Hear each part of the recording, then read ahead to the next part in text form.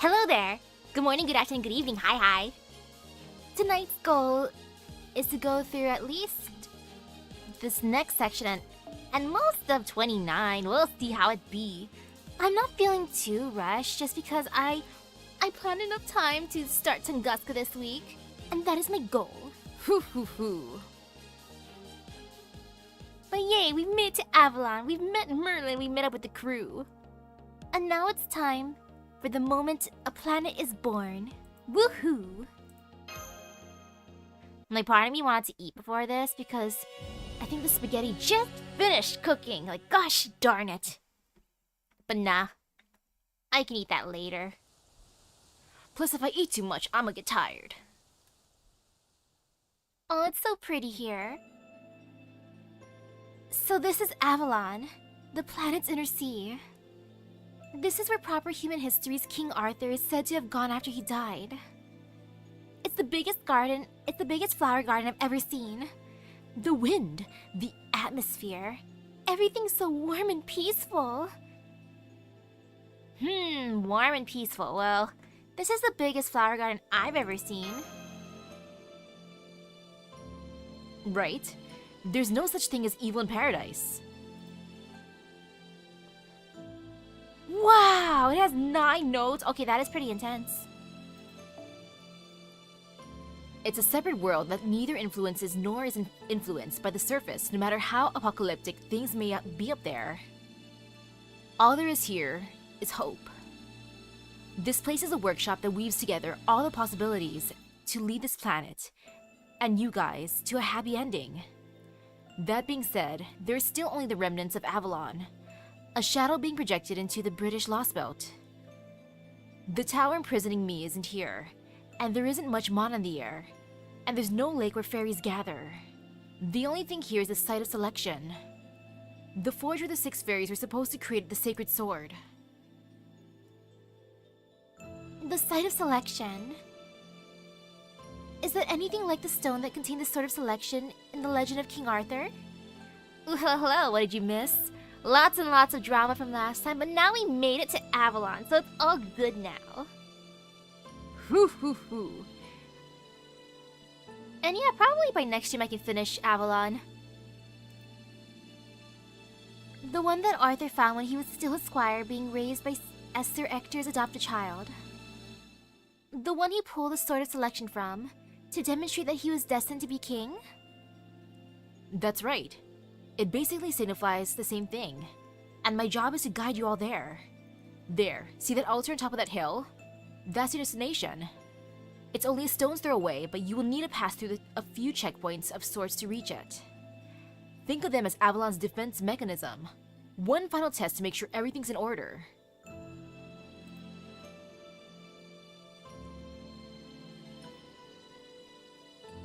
Ooh, hello. Everything the Fairy of Paradise has done to date will appear there as obstacles to overcome. Everything she's done to date, really? As in from the day she was born up until now? Oh, that's painful. That's right. You'll be going over the scrapbook of her life, so to speak, and making sure there are no loose ends. It'll be a little journey in its own right, one that starts with a cold, unforgiving winter and ends with a warm, fun spring. Based on how things have gone before, it's safe to say that the first obstacle will be the hardest, for many reasons. Misaki, your job is to remove those obstacles and help the Fairy of Paradise advance. Don't worry, you'll be going from hardship to good times, so it'll only get easier the closer you get. And just so we're all clear, let me repeat, the Fairy of Paradise's duty is to create the sacred sword. By doing so, the British Lost Belt will lose its divergence point, and human history will be stabilized once again. Without its truth emptiness, the British Lost Belt will simply fade away like all the others. And most importantly, the sacred sword's creation will lead directly to the protection of human history. Were this Britain to mix with proper human history, the result would be a world that never had the sacred sword. That would close off the route you have to take to defeat the foreign god. Hello? Then again, the foreign god can't stop the collapse either, so you'd both be screwed there. Anyway, I think that's everything you need to know. Any questions? So making the sacred sword is Artoria's duty. But wouldn't that mean we can't... Would we not be able to bring them the others? But then again, the only ones I really want to bring are Bargast and Mike. Not listening to. So making the sacred sword is Artoria's duty. Come on, Misaki, why so glum? It's okay, there's nothing to worry about. I'm still a child of prophecy, remember? This is the moment I've been working toward all this time. I rang all the bells so I could come here. Besides, I've known this was my duty since I rang the 4th bell in Orkney. I planned to come here alone once Knocknarea was coronated. So don't worry about anything else, okay? Besides, Chaldea needs one of those, divine construct things too, right? Then we better hurry. I think I have to sneeze. Yep, just one sneeze. Maybe the smell of food is too strong. Ooh, hello. I'm going to protect the Britain I grew up in. And you guys are going to take back the world you grew up in. We need to do this to make both of those things happen. And now it's time to get to it, that's all. This will be the end of our journey. I'm lucky my pilgrimage has been so much fun. Now come on, Misaki. Let's head to the site of selection. And we thank you. Besides, it's not every day you get to go to Avalon, so let's make the most of it. Just watch my back until it's over, okay? No worries, I will watch over you. We're going through her life's journey. Winter memories. How bad can these be? Man, this sure is a huge flower garden. Couldn't be more different from Britain burning to the ground.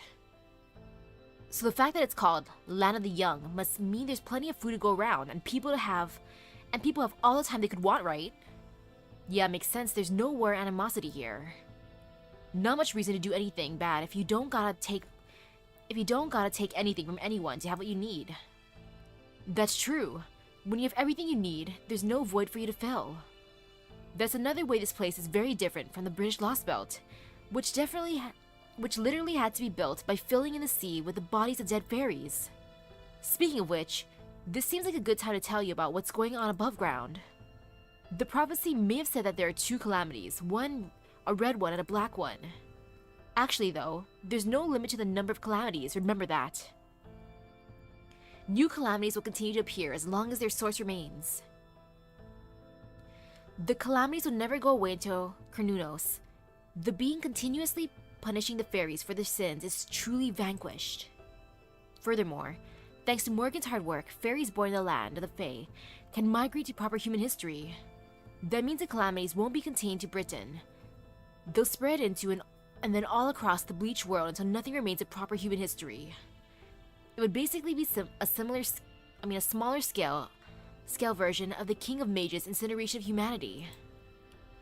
So you guys need to defeat every last one of the calamities before that happens. I see, then we can't let Cernunnos' curse spread any further. We need to stop these calamities while they're still contained in Britain. Exactly. The calamity burning down Britain right now is actually the great calamity that was supposed to happen 1,000 years ago. Morgan averted that calamity by passing it on to a Fang Clan fairy. Bargast, the leader of the Black Dogs, she's not the fairy you knew anymore. She's now burning all of Britain as the Black Calamity, the Calamity of the Beast. Bargast. This was all foreseeable. She was born the child of Calamity after all. It was Morgan who sealed that fate away by gifting her a name.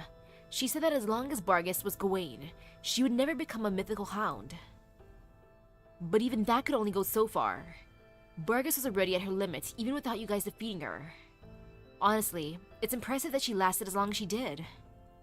This won't be easy to hear, but you need to understand. Once you get back to the surface, you'll have to fight more than just Cernunnos. Like I said, we can't afford to let the calamities leave Britain. Letting some fairies migrate to proper human history was a nice idea. Unfortunately, in Bargast's case, that was never an option. Ooh, hello. As for the other calamity, Cernunnos, That one you can fight without having to feel bad or worry. His soul was shattered 14,000 years ago, now he's just a corpse that's not quite done dying. That said, he's still a very powerful god. His flesh has grown thick enough to, over those millennia, to rival Albion's spirit cavern. And his cursed layer is equivalent to 400 kilometers worth of geological stratum. You'll need the God of Wisdom's curse of spelling, all the fighting forces Chaldea can muster, and a divine construct made especially to combat Cernunos. Even then, you'll only just be able to scrape by. AKA use all your ley line stones, got it, Merlin. Thinking about it, you honestly may not stand a chance. And I can't help you either, since I can't leave this place. The best I can do is show you the way. Aw man, I was really hoping to avoid the story ending in total annihilation. What? So not even you have a plan after we came out this way? What? I know, right? If only we had a God Slayer's weapon lying around somewhere. But we do. We have the perfect trump card for taking on Cernunos. In fact, it'll be a piece of cake. Really? But where's that trump card? Yeah, where's she hiding that? It's Muramasa! Say what? Come on, don't you remember?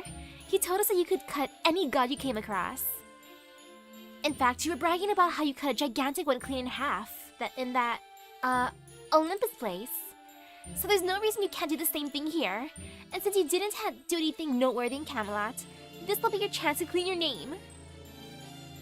Do you mean clear your name? Hey, yeah, with Muramasa on our side, you've got this, Scraps.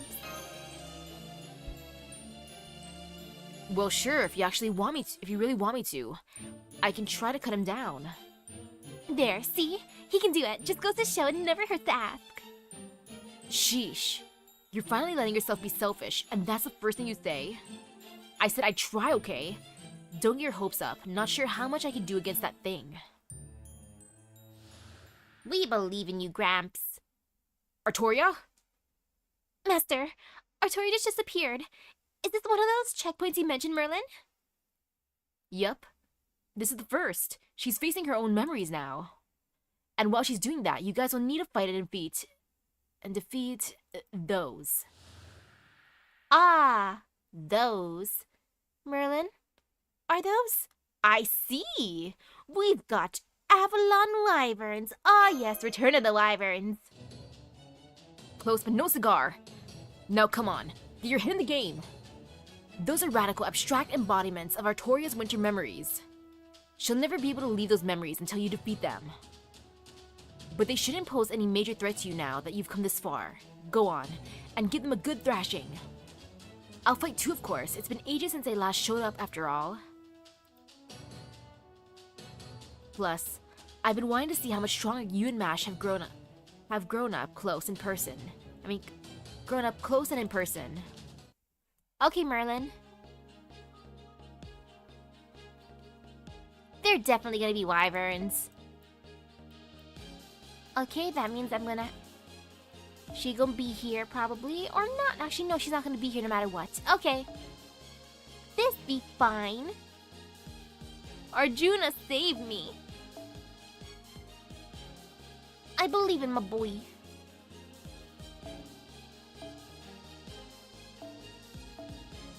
Okay, this should be good. I'll put this craft essence and then some bond ones because I cannot resist bond. For the love of bonds. I might as well gain some for now. Wee, bond, and then I already passed the bond because I'm not paying close enough attention. Always getting distracted by pretty art. As one do. That Merlin craft essence be tempting to bring along just for the funsies. But no, I don't need to use that one just yet. It'd be cute though. It'd be super cute. Anu, hello.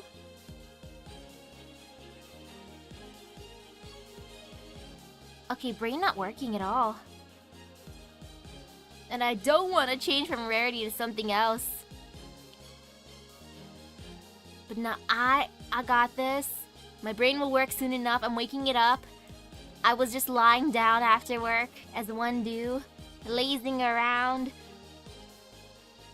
going into basically sleep mode, but not really. There it is.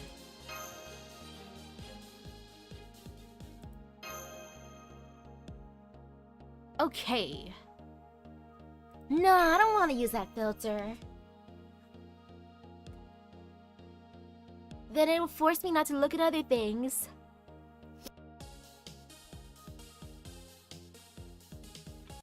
Though I do like that other filter, the one for NP gain, yes indeed.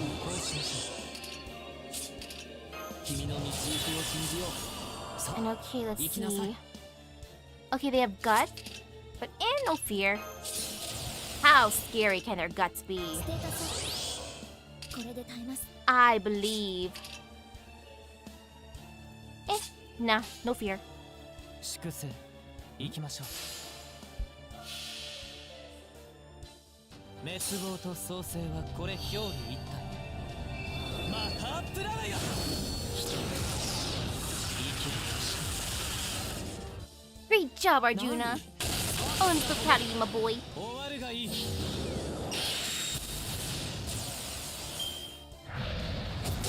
Look at that silly winter memory. Oh. Well, of course, they're bullying Merlin. I'm sorry, Mash, you're gonna take this. Sorry, Mash.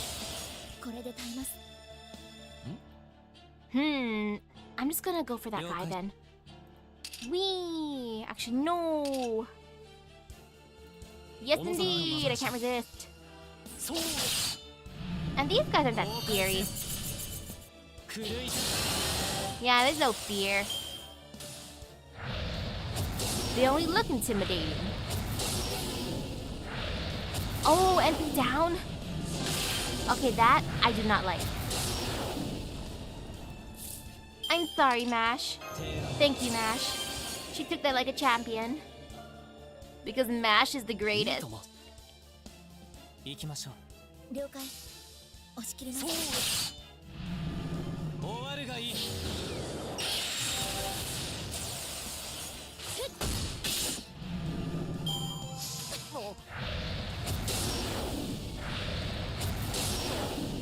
Buster NP power instead of crit power. I was before, but then I like how this one has sure hit. Then again, sure hit doesn't always help me out in life. But when it does, it's nice. Oh gosh, they're gonna go poof. Actually, no, I'll let them live. They'll live a tiny bit longer. Yay for living! Woohoo! Okay. そこは壁もなく城もなくリスナーの始まりの空魂のありかを見せようかガーデン・オブ・アバロン終わるがいい狂い Okay.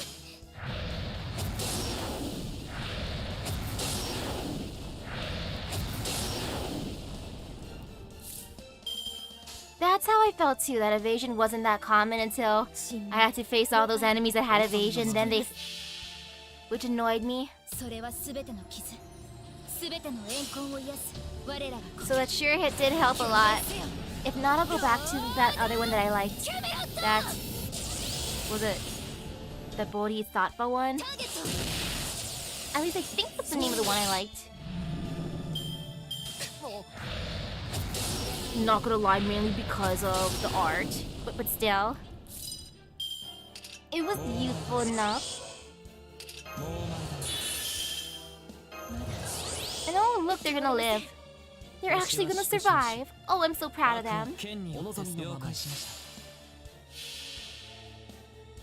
星の灯火が消え諸人は運命を裁かれるマハプララヤ帰ってきましょう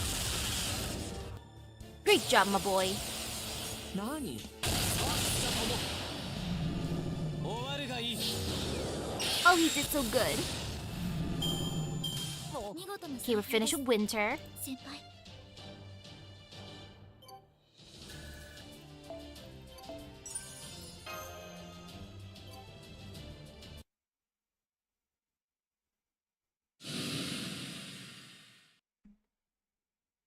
I don't know why, but those things felt really awful to fight. Why do I feel so disgusted after fighting them? That's not actually all that surprising. Those were Caster's most painful memories given physical form. We have no way of knowing what they are, but by defeating them, we felt some of the same feelings they inspire in her. Huh? Where did you all go? You just disappeared on me out of nowhere. I was really worried. Hey, you disappeared. We've been here fighting off weird Moors and... Now, Muramasa, all in good time. She has ablutions that she needs to perform, and to enter the site of selection, and we have obstacles to remove. We only have three more of these to go. Let's just take them one at a time. Whatever to say can wait after we've reached the site of selection. So I don't have to do any fighting this time? Sounds good to me. Come on, let's keep going. I wonder what it's like for her when we're fighting them. Is she just standing there awkwardly? Because if that's how it is, then that's kind of oof.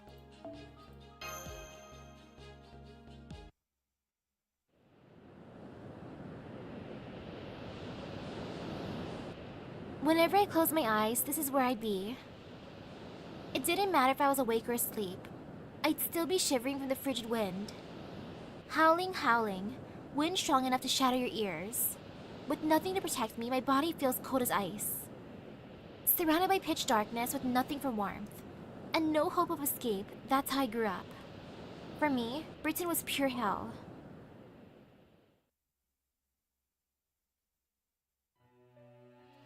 The prophecy was true. She will be our salvation. She will be our absolution. She is a savior who washed up on our shore, along with the name Artoria. May you grow healthy and strong to the age of 16. May the Queen's soldiers never find you. Now, go on, hurry. Hurry, hurry, hurry. Hurry and greet your 16th birthday. We have complete faith in you, which is why you must give everything you have for us. A small newborn fairy washed up ashore in a boat loaded with all kinds of treasure. What an incredible stroke of luck.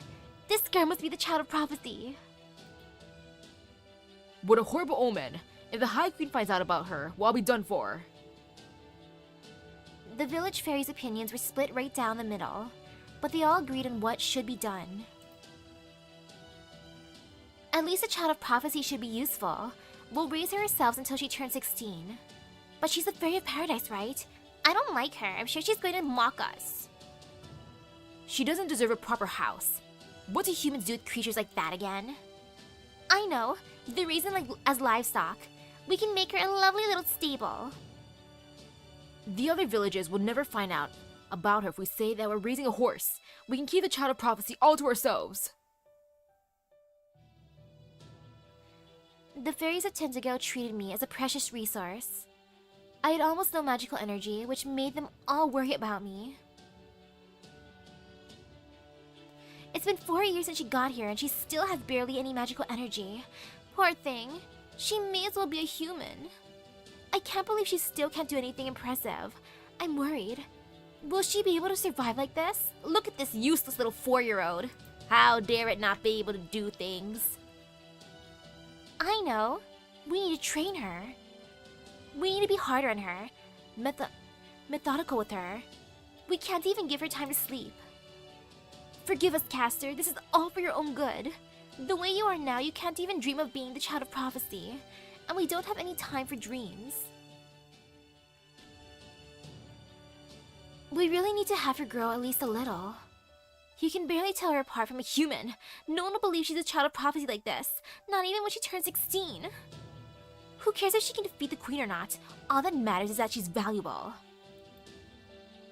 It doesn't matter whether she's a real child of prophecy or not. She just has to look the part so we can get rich. Why else would we bother taking in the Fairy of Paradise?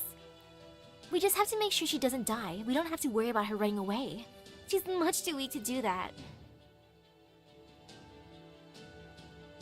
But the village fairies didn't know that my Fey eyes still worked. However much I wished I couldn't, I always saw the true feelings they kept to themselves. Well, they seem honest about their feelings. Deep down, they all feared and loathed me. Well, they made that kind of obvious, girl. They're like, ah yes, let us put her in a stable, ha ha ha. She will make us rich. The fairies that feared me believed in the child of prophecy with all their hearts, and worked me like a slave. The fairies that loathed me hated the Fairy of Paradise and abused me without a second thought. Aside from that, all anyone felt for me was indifference.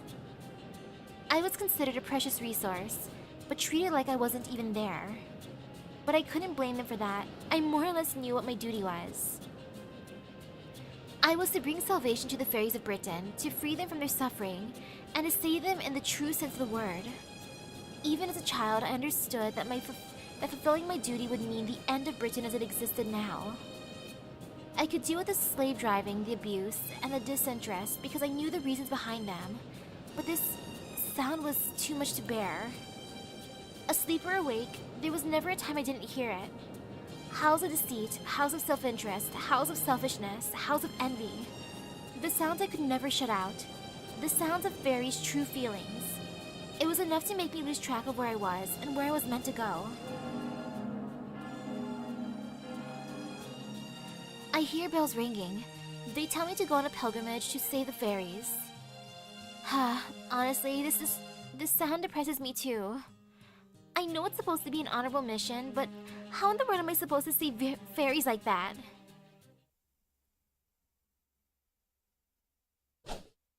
Ha! Yeah! Die! So that's why I'm out in this nearby field again, hard at work on my training. Today's another day of close quarters combat practice with the Staff of Selection, which arrived with me on my boat as a weapon. I can't use anything like Fey domains, so the only thing I can do with the staff is bop people. Ah yes, bonk, bonk, bonk. Hoo hoo hoo. Hiya! Rah! Rah! Ha! Ha! Ha! It was an early afternoon in my 6th year. I had just collapsed from exhaustion. My melee combat training was the only time I had to myself once the villager keeping eye me left, figuring I was so weak I wouldn't be able to escape anyway. Aha. Huh? Then, just as my voice was trailing off... God, that was nasty. The fairies at your place are pretty horrible, you know that. Huh? Did you just talk, Staff? No, I'm not the Staff of Selection. I'm just a nosy old busybody. And I just couldn't take how awful Tentacle is anymore, or how sickening it is to see you doing everything they tell you. I just had to say something.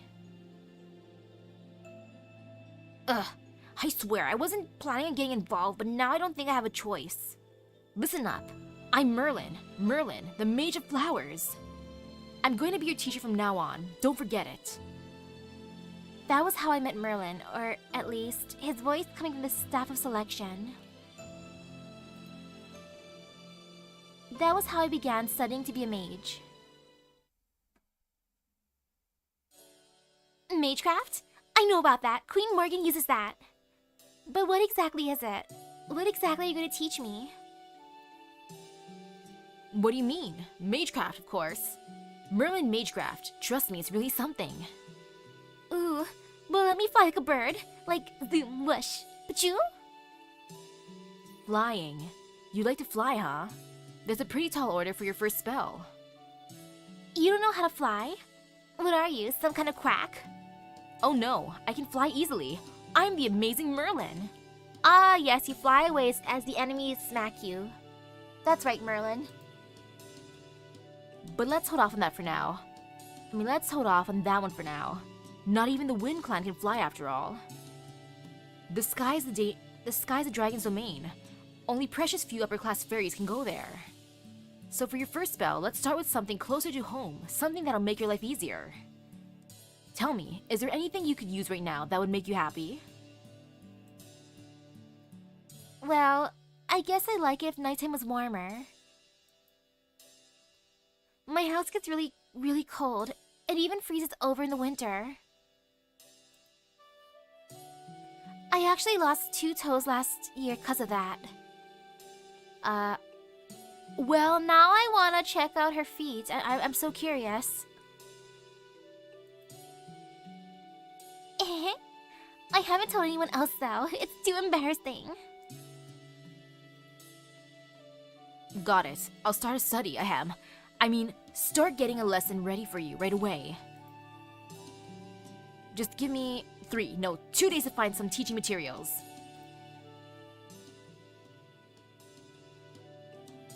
Merlin taught me all sorts of spells. Heating, detection, healing, linguistics, camouflage, lockpicking, stealth attacks, explosives, obstacles. Every time I expressed interest in learning a new spell, he'd say, Sorry, I can't today. You'll just have to wait until the next lesson. Merlin's like, oh no, she's asking me a question I don't even know about. Time to look at the books. Okay, I'ma go read, and then, aha, there's a spell that I need a teacher. I'm gonna bookmark it. And then we make magecraft items together. Those lessons formed the foundation of my Merlin magecraft. Looking back on it, he must have had to change the spells a lot just so I could use them with my tiny pool of magical energy. Say, why are you teaching me all this when every British fairy hates me? Because I'm not a British fairy. Sorry, just kidding. The fact is, you are the fairy of paradise no matter what the fairies of your village think. Eventually, most fairies will come to follow you. When they do, you'll need to be the ideal... no. The kind of savior that everyone dreams of. A fantastical savior. Fantastical? That's right. You'll need to be a character straight out of a children's story. Everyone has different fantasies. Some want a strong king, some want a kind king, some a scary king, and so on. Your job is to be able to be all those things. You need to inspire hopes and dreams, or rather, bring them all together. Everything wants something different, so a single name would only get in the way. That's why you need to be a nameless king, someone who stands at the edge of the world rather than its center, and serves as a beacon of hope for others just by the virtue of existing, glowing starlight shining with possibilities. That's the kind of king I'd like you to become. The kind that can inspire people from atop the castle walls, no matter the time or place. Can I really be all that? Sure you can. It might be impossible in reality, but anything's possible in fantasy. And people have always had a way of making fantasy become reality. That's why futures we thought we could only dream of eventually stop being dreams. Thanks, Merlin. Merlin was very talkative and a lot of fun to be around, but that only lasted for a year. A fairy girl saw me laughing in the field and reported me to a village elder, who responded by taking away the staff of selection until I turned 16 and set out on my journey. From then on, every day was more painful than the last.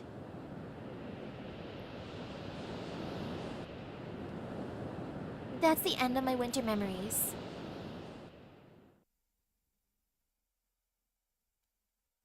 That's a big oof.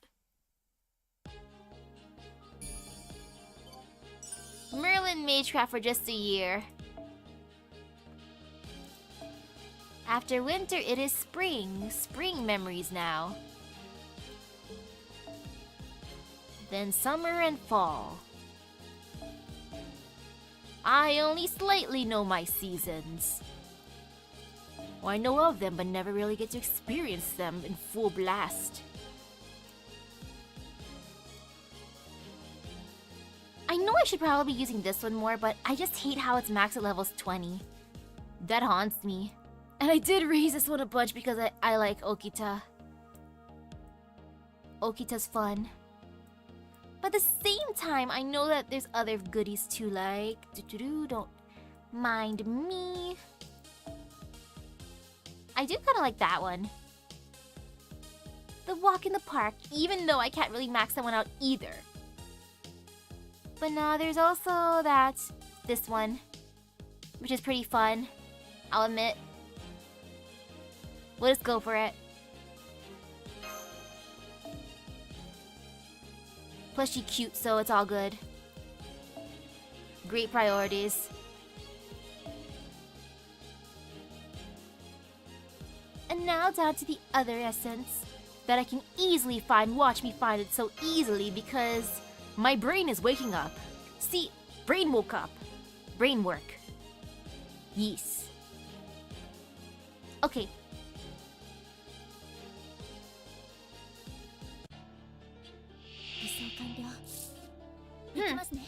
Not as many enemies for Autumn. I guess Autumn wasn't as bad of a place? Maybe? I cannot tell. But oh well, we'll find out. Yeah, that's the toughest one. I'm just gonna go all Arjuna here because why not? Go get him, my boy. I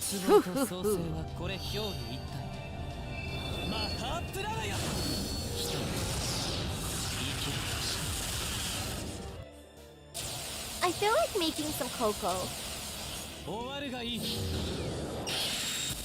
Specifically, mint chocolate. That sounds pretty good right now. Or eating mint chocolate ice cream. I just want mint chocolate. Oh, that was bad. I'm sorry, Mash. They stole your gauge. But it's okay, Mash. You got this.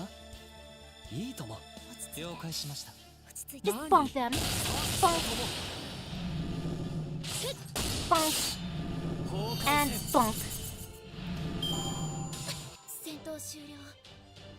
Battle finish. Woohoo!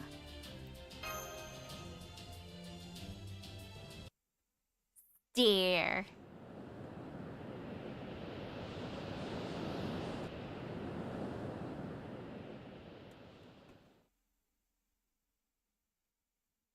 Oh, we're back here? This happened when I was 12 years old. So you're 12 now. You've done well to grow this far. Right, I think it's time I sent you on an errand. I'm a little worried about letting you go alone, but you are stronger now that you can use Magecraft. You know where Drift Cape is, yes? There's an Earth Clan fairy living there. I'd like you to bring this to him. Just make sure you're back by nightfall. Look, it's Baby's first errand. Huh? No way. Could that house be... There was no mistaking it.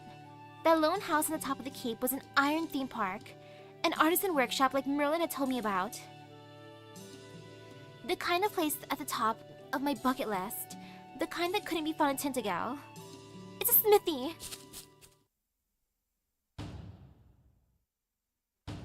It is a smithy. Wow, cool. Wow, this is amazing. Even I don't know what I was thinking at the time. I couldn't have acted more suspicious if I tried.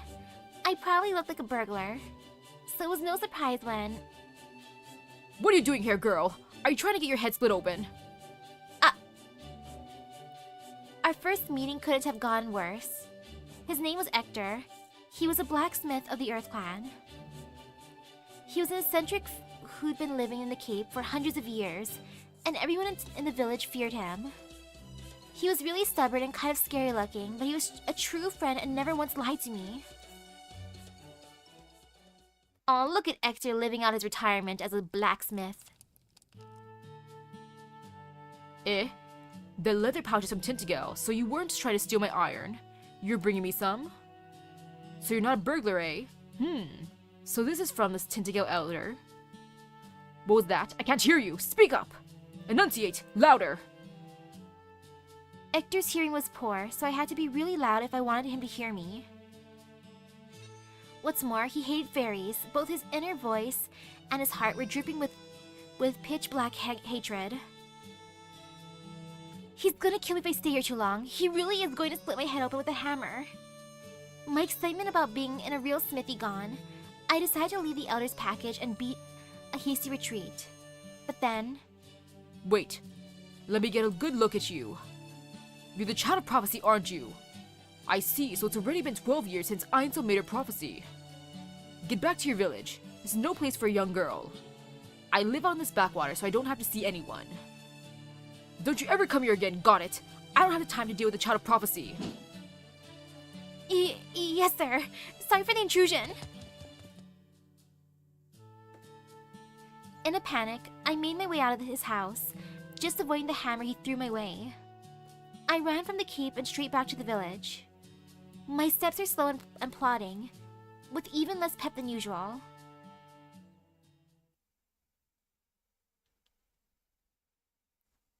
But she made it back. Caster's first errand complete. I came back. Didn't I tell you to stay away? What are you doing here? Why didn't you listen to me? Is every fairy with that face actually a boar or maybe a bear? Don't touch that! That's processed iron. Don't give any fairy who touches it awful height. Looks like you're okay.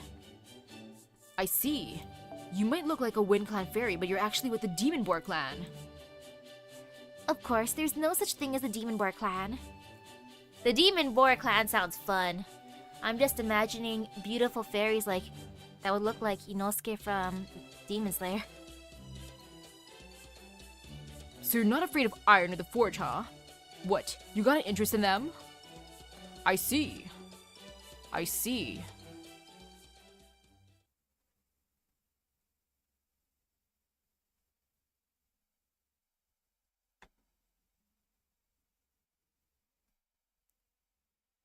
Merlin's been in her staff the entire time. He could have spoke up if he wanted to earlier. But nah, he was just enjoying the show, as one does when you're Merlin. Back again, are you? Well, I doubt anyone else in that village would want to spend time with me. Your outfit's rubbish. Nice that it has a lot of pockets, but the seams and finish are horrible. Yo, imagine having pockets. Humph, here. Give your elder a message for me. Tell him I'll give him a discount if he sends someone to help me. Really? Ector, does it mean... Don't call me Ector. Just Grandpa's smithy is fine. You better be here every other day to help out. Got that? Ugh. I don't know who taught you how to hold a tool, but you're doing it all wrong. You're going to hurt yourself that way. You gotta learn the fundamentals. Can't have you dying in a shop accident and ruining my reputation.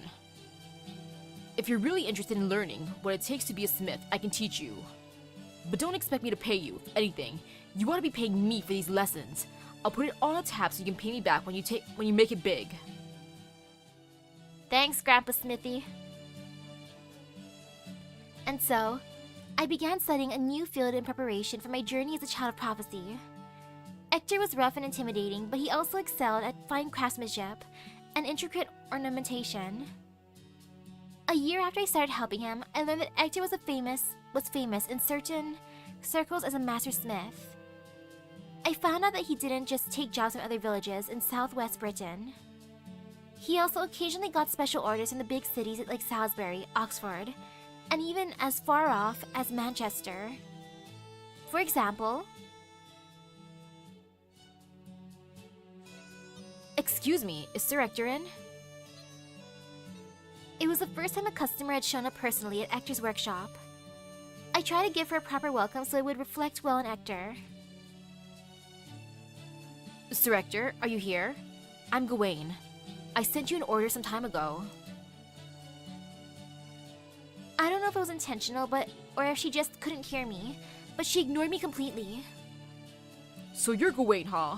Never thought I'd see another Tamlin. I can see you're a strong one. You ought to be able to handle this armor then. It's all ready to go in the back room. If it fits alright, I can pack it up for you today. Give me a hand, Artoria, and make sure you don't drop it. It ain't cheap. There's no need for that. If it fits well, I'll just wear it out. I see. Alright, come with me then. Artoria, you stay here and tidy up. I heard the clatter of armor being put on in the back room, along with Ector and the fairy's conversation. Apparently, she was an amazing upper-class Fan Clan fairy who had been chosen to become a Tamlin. She was also well known in Gloucester's social circles, had impeccable manners, and was strong as she was tall. And she obviously had enough money to buy the silver armor Ector had been working on for the last 4 years. For some reason, I found myself getting angry. This is fantastic work, Sir Ector. I'm grateful you were here to do it. Humph, it was a fulfilling job. The only one I've had since I came here. Really? I would think an artisan of your skill could easily find work anywhere. I know this is rude of me to suggest, but my own city still lacks a sizable smithy. If you think you might be amenable to moving there... Huh? What the hell is she on about? Did you hear that? It almost sounded like a bullfrog, or maybe a night crow. Stay out of this, you idiot! Don't you know she's a Tamlin? But, come on, Grandpa. Who the hell does she think she is, trying to persuade you to move away? I won't deny that I had something of a foul mouth by this point. I blame Merlin for that. Merlin, what were you doing, Merlin? And I know, right? What was she wearing before she put on the armor? Still, I really was pissed, so I marched up to the Tamlin and glared at her, hoping it'd make her leave. Oh, you must be Sir Ector's apprentice. I can understand how you feel. I'll be sad to part ways with a trusted mentor as well. I'm therefore willing to forgive this outburst. But regardless, don't talk to me again until you've grown up some. When you're as tall as me, it's a literal pain in the neck to talk to smaller people.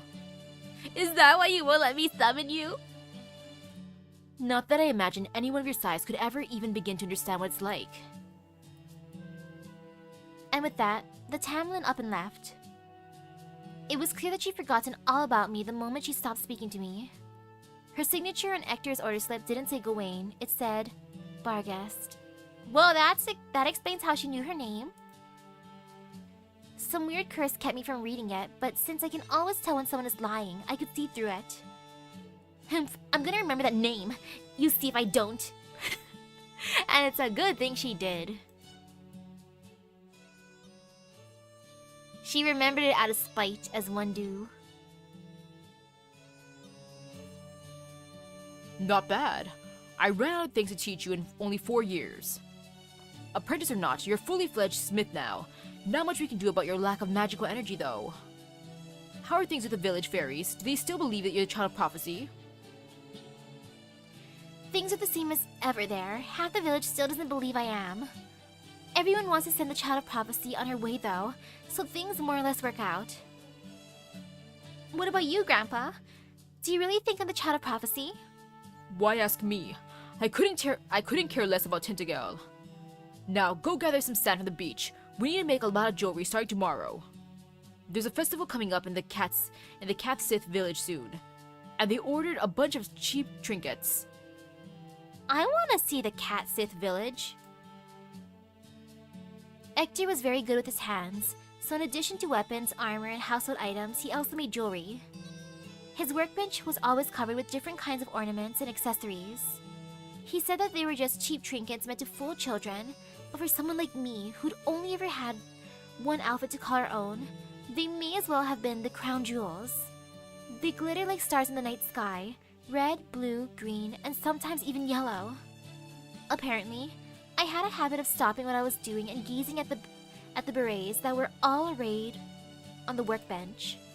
One day, on my second autumn of helping there, Ector saw me absorbed in them and said, If you want, go ahead and take one to keep for reference. I can write it off within the margin of error. For a smith, the margin of error refers to products that are cracked or broken in the process of making something. Of course, Ector would never make anything defective, but he was kind enough to offer me one anyway to encourage me. But thanks but no thanks. If I brought something of my own back, they just take it away again. I was thrilled that he offered it to me. I wanted so much to accept it that my vision blurred with tears. But the fairies of Tentigo had provided with a staff of selection that I could never have anything I really cared about.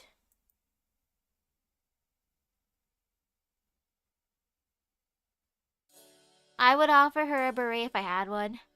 I don't have that kind of stuff. The only things I have are maybe, yeah, like 2 ribbons and some hair ties. That's the only hair accessories I got. And I don't think Castori would want mine. Still, it did help me remember a conversation I'd had when I was younger. It was with Merlin when I was recklessly working day and night to try and move things along as fast as I could. Man, it sucks when things that should have disappeared long ago just stick around, like those narrow-minded fairies who keep trying to control you. This is the worst. Everyone in Britain is so awful now. Just kidding. But if that's how you feel, Artoria, you should say so. It's okay to want what you want. You don't have to deny yourself. Now, what is it you want the most right now? Don't be embarrassed, just tell me. I want a spell that can blow an enemy to smithereens. Here, like this. I see. So you need a tool that you can charge with magical energy, and a spell you can use to make gunpowder explode? This is dangerously close to a magical terrorism. Then again, there's no telling when or where the black dogs might come after you. Okay, I'll try putting together a little recipe. Just give me 6 days, okay? Let's see, I think there was a smith in Norwich who's an expert at this sort of thing. I think that's funny. He's just copying other people's stuff. You're so kind of helpful, Merlin. I bet you've been on a lot of dates, haven't you? Oh, I don't know about that. I don't really understand much about the whole love business. Mood. It's a lot like food for me. Instead of thinking about my companion, all I think about is what it tastes like. That's kind of why neither fairies nor humans ever had much love for me. But then once I suddenly thrust into a role where I had to be romantic, and I ended up being better at it than anyone else. Honestly, I'm more unsure of what that says about me than anyone. So you don't have a single lover? Even though you're the Mage of Flowers? Aren't you lonely? Thanks for the question, Artoria. Maybe. Though probably not too much since I didn't realize it until you said something. And now you made me feel sad. It's not something I ever worried about. I always knew it'd be forever out of reach. That said, for me, studying magecraft, looking for a way to save Britain, and finding a lover, are all basically the same. What do you mean? What I mean is, it might be lonesome to look for a star you know doesn't exist, but it's also kind of fun.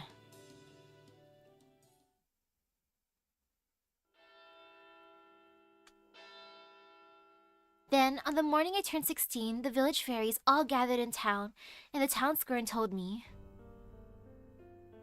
"We want to see proof. Proof that you really are the child of prophecy. That blacksmith who lives on the cliff is an Imperial Guard. You're the only one who's not wary of. You're the only one he trusts. If you're truly the fairy destined to save Britain, then kill him for us. Please, please, we're so anxious. Our every day is filled with fear." So go on. Prove you can protect us by taking care of him. That's the end of my autumn memories. It's like, nah, you guys can live in fear. Go ahead. That's a you problem, not a me problem. Oh, I'm fighting Avenger. Okay, that's fun. But I believe in my boy. There's the boy. And Nobu for the bond, and Cutie Stoffel because the stuff was cute like that. Clearly, I got my priorities in check. For the cuteness. Never resist the cuteness. That essence is easy to find. It stands out. It pops out. If only the bond ones popped out more to me. Like, they'd be pretty, but this be hitting different instead. And away we go. Oh shoot. A single target would have been better. Oh well, ha ha ha. Believe in the boy. Oh, it really is only one enemy. Oh, that's so cute. Look at it. Oh, so precious. I'm just gonna give him all the buffs now. Slight tinge of fear, because it's huge and must be scary. Man, if only I got all our Juno cards, that would have been ideal. Oh well. 滅亡と創生はこれ表裏一体マハプララヤ人々生きる Still, good job, my boy.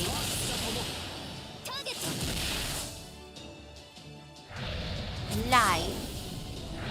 Coercion. Sacrifice. Wow, they did not go for Merlin. I am surprised by that. 了解しました行きましょう終わるがいい And ah yes, the power of Buster. Ouch.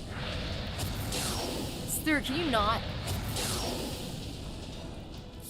This is seriously amazing how they're just ignoring Merlin. I am in awe of that. Usually my boy's the one being bullied. なるほど行きましょうなるほど Thank you for not bullying Merlin. 崩壊せん狂いざ Okay. ほ Ouch. Oh, finally went for Merlin. Merlin only got bonked once. And let's have う Mash 了 finish 解 the し行 fight. きましょう Mash, mash. Great job, Mash. じゃあ次に行こ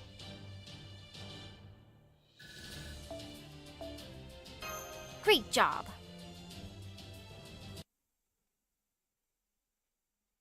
More memories. Apparently, the Earth Clan fairy living on the Cape used to be one of Queen Morgan's imperial guards a long time ago. The village fairies worry was genuine. They really did believe that killing Ector would keep the village safe. So they closed in around me and begged me in all sincerity. Please kill him for us. If you really are the child of prophecy, then kill the Queen's agent for us. It would have been almost impossible to refuse, so like always, I took the easy way out and so... Okay. Okay, I will. I'm the child of prophecy after all. I decided to do what they wanted of me, and went off to kill my friend. This is why I said I could never have anything I really cared about.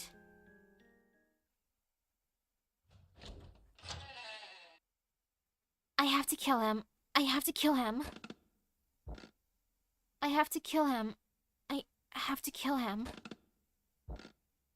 If I don't kill him, they'll think I'm an imposter, and they'll kill me instead. It was easy to sneak in since Ector was hard of hearing. He was sleeping on the stone bed, completely defenseless. Stone bed. I imagine he has a stone pillow too, with maybe a stone blanket. In my hand, I had a rusty iron knife the fairies had given me. The truth is, it wasn't impossible to refuse. I was just scared. Scared of being called an imposter, scared of getting beaten for being useless. Scared that my life so far might have been for nothing. And so... I got so fed up and angry that I brought the knife down as hard as I could. Oh well, maybe things will work out. I sheathed the now chipped knife and began walking the dark path back to the village. I was practically trembling with fear, but I also knew the village fairies were simple folk. I was almost strangely optimistic that I could get out of this as long as I explained everything.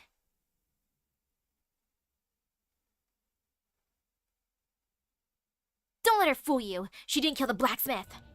I was watching the whole time. She didn't even do anything to him. She just cut one of his helmets. And that's not all. I know her magecraft is fake too. It's all just smoke and gunpowder. She's not the child of prophecy. She's not special at all. What did she say? Is that true? She couldn't kill the Imperial Guard. She wouldn't kill one of Morgan's agents. Then, she can't be the child of prophecy. I knew it didn't make sense. I tried to run away, but the village fairies were all stronger than me, and had more magical energy too. Grab Castor. Grab the liar. Hand her over to Woodwell's executioners as a child of prophecy imposter. They caught me in no time and threw me in the underground jail. The fairy who accused me was smiling so smugly, so triumphantly, but I wasn't surprised. Whenever she talked to me claiming to be my friend, she was always consumed with envy and doubt. She wasn't a bad person, it was just fairy nature. Even when you know someone is objectively worse off than you are, you just can't help but be jealous when they're treated like they're special.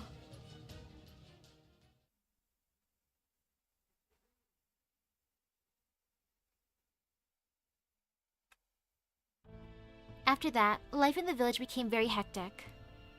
Woodwell's executioners, a horrific group of soldiers who went around capturing fairies suspected of being the child of prophecy and taking them to the castle. They were to arrive in Tentagal in 3 days, and I was to wait for them in my cell until then.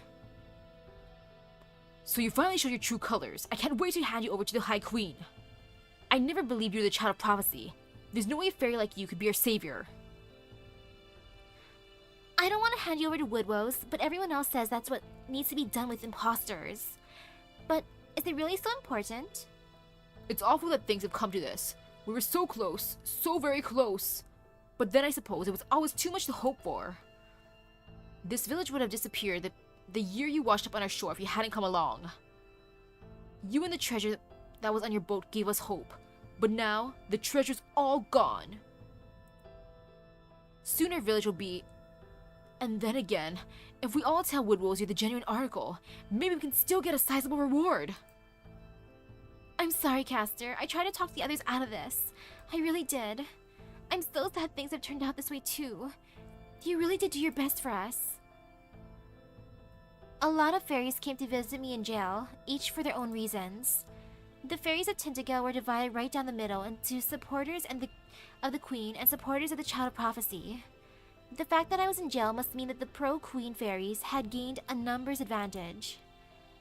There was no fairy left who could rescue me. But there were some who were willing to look the other way if I escaped, and I figured that was enough. Either way, everything hinged on what would happen in 3 days. I would have one last chance to escape after they let me out of jail, right before they handed me over to the executioners. I made sure to stay in shape so I could run whenever I needed to, and kept a constant eye out for opportunities. You better believe I'm going to escape. I've been training my whole life to go on this pilgrimage. I can't let it end before it even begins.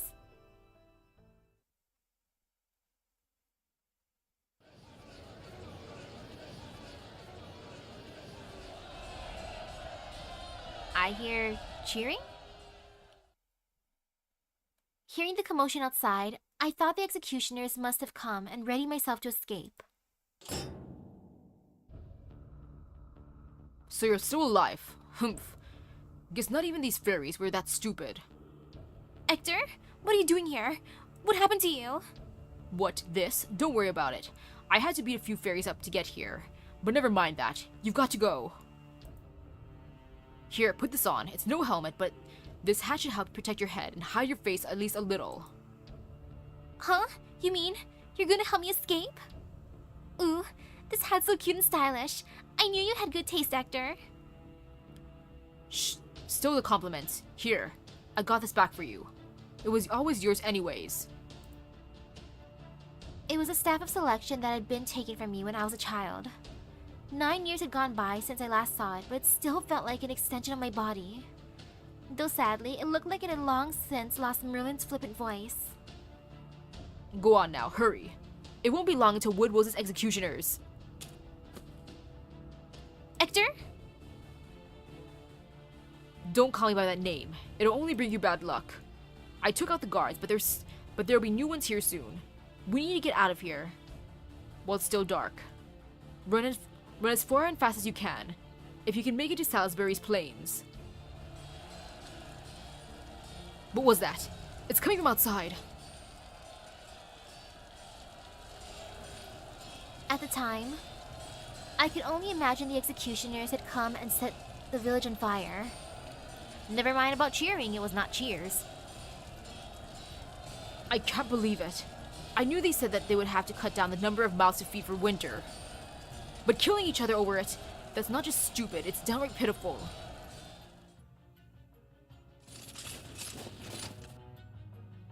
What's going on here? Why are the fairies who called for us killing each other? Who's in charge here? Where's the Child of Prophecy? Please stand back, Lord Woodwoes. These fairies have all gone mad. We can't question them now. What would you have us do, sir? Grr! Damn bloodthirsty fools! Baton wielders, exterminate the residents. Spiel wielders, guard the exits. We can't let any of them escape now. Don't bother putting out all the fires until the fairies have been dealt with. Make sure to capture any fairy who could be the Child of Prophecy alive. Her Majesty's orders.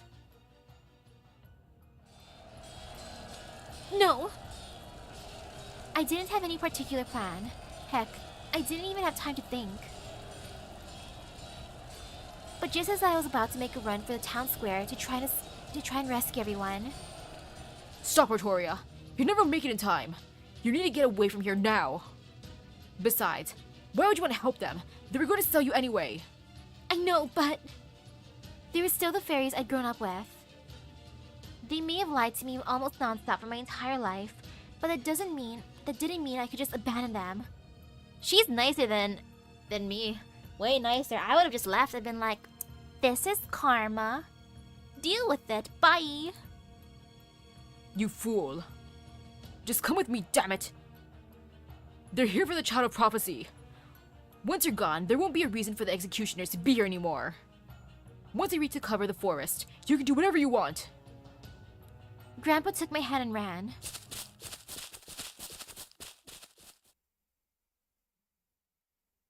Phew. There we are. You can go the rest of the way alone. I fought some of Woodwell's soldiers along the way, so it won't be long until more show up. You need to get away from here before they do. What about you, Grandpa? I don't suppose you could come with me? No, I can't. I still have work left to do. Once I'm sure you escaped, I'll be heading right back to my forge in the Cape, and that'll be that. You've been nothing but trouble, girl. Don't visit me again. But Ector, you're... I couldn't help it. I could see his kind-hearted lies. I could see the deep wounds to his sides, though he'd hidden with his clothes. I could see how his strong back had practically been cut to ribbons. And I could see that his failing heart would stop entirely once I took my eyes off of him. Right, you fairies of paradise really are a pain, aren't you? The village is done for, the executioners are here. Hold your head high, grip your staff tight. Now is the time to begin your journey, Artoria. Remember, no matter what anyone says, even if you don't believe it yourself, you are the Child of Prophecy. You could have killed me that night, but you didn't. That's who you really are. No matter how much Britain rejects you or how much the fairies shun you, or even how much weaker you are than them, you're still a better choice for the savior than anyone else. I don't think you ever realized this yourself, but you're not just capable of getting angry for your own sake. And besides, you're the spitting image of her. A stubborn sore loser who keeps getting back up no matter how many times she falls. That's why I know you'll see your chosen path right to the end. No, I want to go back to the forge and live with you at the Cape. That'd be way more fun. Besides, once I turn 17, the prophecy won't be true anymore, and I won't make any more trouble for you. But the dream would never come true. He never even heard what I wanted to say. I don't know who Grandpa was or why he did so much for me. All I know is that the heartbeat I could still hear today. The sound of my own, still living heart. Right, that's right. The one thing I have going for me is my ability to quickly cheer up, no matter how many times I'm brought down. I secured my new hat on top of my head and gripped the staff of selection tight. Goodbye, everyone. Thank you for raising me until I turned 16. I'm the Fairy of Paradise. I'm the one who's meant to bring Britain the salvation it really needs. So I'm going to begin my pilgrimage now, just like you wanted me to. Ector's cool.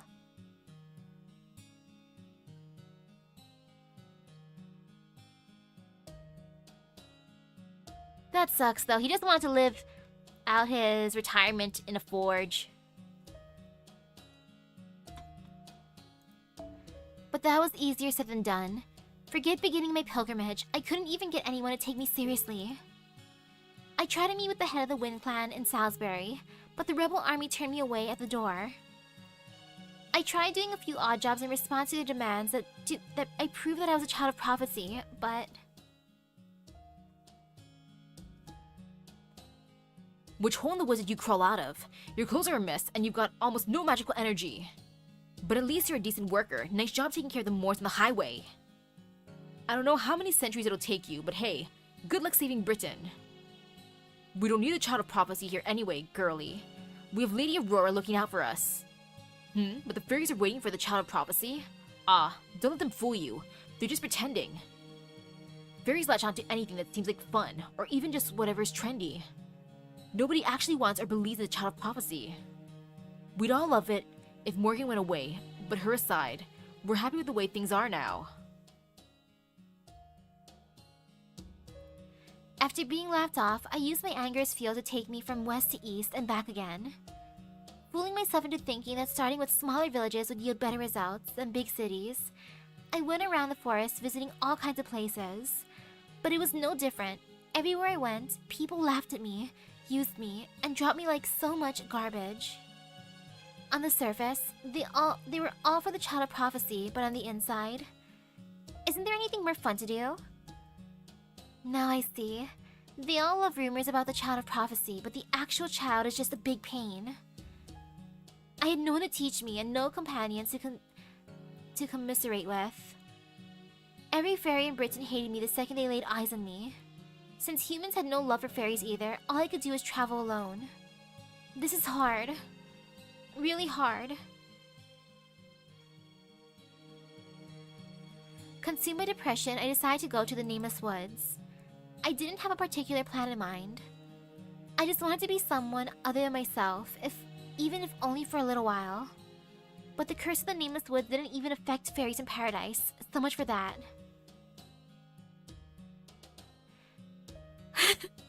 Wow, she was just pretending to lose her memories. So I just pretended to have lost my memory and went off to the newcomer tent to sulk. But then, a new fairy was carried in. Mash? She had lost her memory and was in such bad shape, both physically and mentally, that I felt like I had to help her. But most of all, I thought, if she's forgotten about the child of prophecy, maybe there's a chance we could be friends. We could have been friends earlier if you let me summon you, Castoria. It's not like I'm salty or anything. That's the end of my summer memories.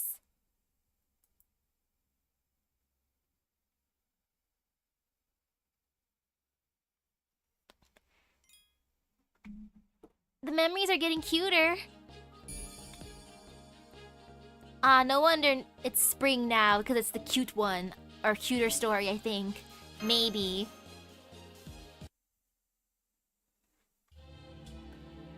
This is it. We're finally to the spring memories. And since they're spring, I'm sure they're going to be lots of fun. I bet any obstacles we run into here will be total pushovers, so you won't have to worry much about taking them down. ...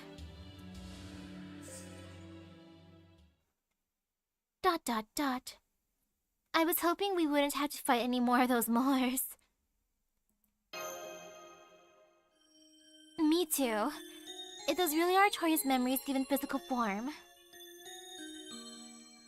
Oh no, I have not checked out the GSSR lineup. Oh no, oh no! Then I can only imagine how painful they must be for her. Even just facing them as Moors makes me feel like my heart's being gouged out of my chest. Don't worry. That's all done with now that we're past summer. Spring memories are fun times, and fun times only. Are you sure, Merlin? The only kinds of obstacles I'd expect to see here are things like, There'll probably be Artorias herself, dressed to the nines, or an enormous feast full of delicious foods. That's all well and good, but before we start fighting, there's one thing I want to clear up. You said that the fairies of paradise, who rings all the bells of pilgrimage, becomes a sacred sword itself, right? Does it mean Artoria's gonna disappear once it's done? Yes, that's right. Creating the sacred sword's conceptual foundation will destroy everything she is, and ever will be. That is the Fairy of Paradise's duty, her function. And even then, the sacred sword won't be easy to forge. Everything about her, every experience she's had, all her memories, even spirit origin, her very fate, will be used as materials to make it. Anu, hello, hello. Thank you for the raid. It's not a sacrifice, it's an equivalent exchange. And it has to be her, it can't be anyone else. Does Artoria know this? She does know this, doesn't she? Can we talk to her as a blade? Can she be my cursed sword? But not really cursed, you know what I mean? If she is gonna become a blade, I want her to be a talking weapon. Those exist. Hi. Oh yes, she knows very well that fulfilling her duty means the end for her. That much should have been made clear to her from the beginning. I know how you all feel, but please understand, this really is the only way. She knew that what would happen when she entered the spirit cavern. Yes, the situation may have forced her hand, but she's still heading to the site of selection of her own free will. Huh? You're all here? Artoria? Anu, hello? Wait, you're back already? That doesn't seem right. Yeah, we still haven't fought any.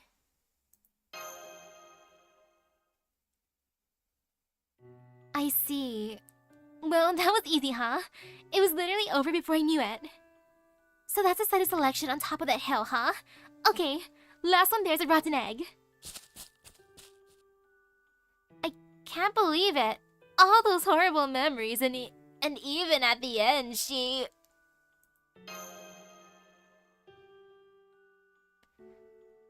We are living right now in the spring memories. They're not... It's because they were so recent, we can't see the spring memories. That's totally what happened, right? Ha ha ha ha ha ha ha. Yep. The spring memories are the ones she's living in now. Yes, indeed. I know. It just ain't right.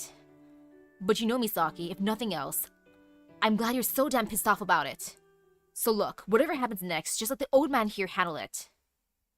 Muramasa? What do you mean by... Never mind that now, come on. We need to run or she really will go on ahead of us. Either way, this is the end of her long journey. Let's see how this mission of hers plays out.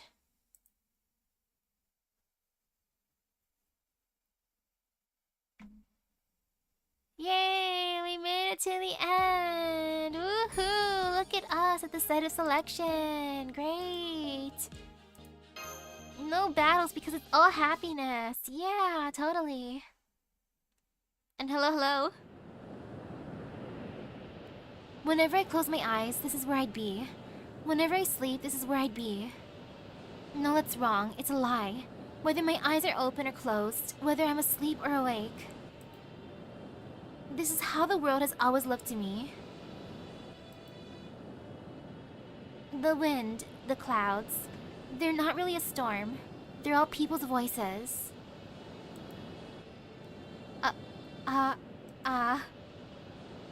It's so awful to look at that I put out my own eyes. It's so horrible to hear that I plugged up my own ears. But it didn't matter. Nothing banished the darkness or made the wind stop howling. This is the tainted land where I need to fulfill my duty as a fairy of paradise. I can't do this. I can't do this. But no one would listen no matter how loud I screamed. Besides, the wind blowing so fiercely, I couldn't even hear myself. After everything I experienced in the village and getting to know more fairies better, the storm only intensified. I have no idea which direction I should go, or what I should even look for. I know how this sounds, but Queen Morgan was honestly kind of lucky. She wanted to make Britain into her own kingdom. It was thanks to that powerful, envy-inspiring goal of hers that she navigated the storm without losing her way. But I don't have anything like that. Not one single thing. I hate Britain, I hate fairies, I hate humans. So how could I ever see a way through this storm? No, that's not right. I could see a way. It was shown to me when I rang the bells of pilgrimage. Artoria Pendragon, King of Britain. When I heard that she was my proper human history self, I thought I was going to throw up. The ideal knight, a king who lived her whole life for others, had sacrificed all she had for Britain's future. I don't want to end up like her. I could never live a life like that. But to create the sacred sword is also determined her... But to create the sacred sword is to also determine her fate. Without the sacred sword, her life would be different. Without the sacred sword, Britain would come to a different end. Forget this. I should just give up. Yeah, that's it. After all, I'm the only one who can save her. That's what I thought to myself each and every time I heard the bells ring. But I can still see that star. I don't know what that star is. I do know it's not my dream, my goal, or something I care about. But it's always been there ever since I was born. It may have grown small and weak at times, but it was always there no matter how intense the storm got. Hello, hello? I don't know where I want to go. I don't care about my duty, I just want to forget all this Child of Prophecy stuff. So why? I never stopped moving forward.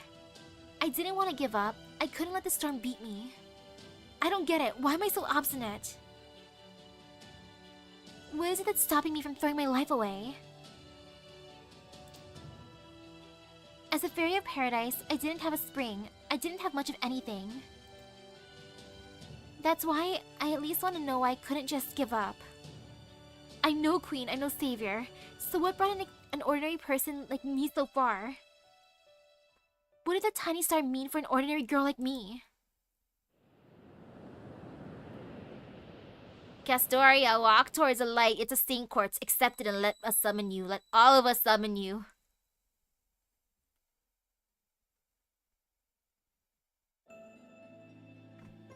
Is this the site of selection?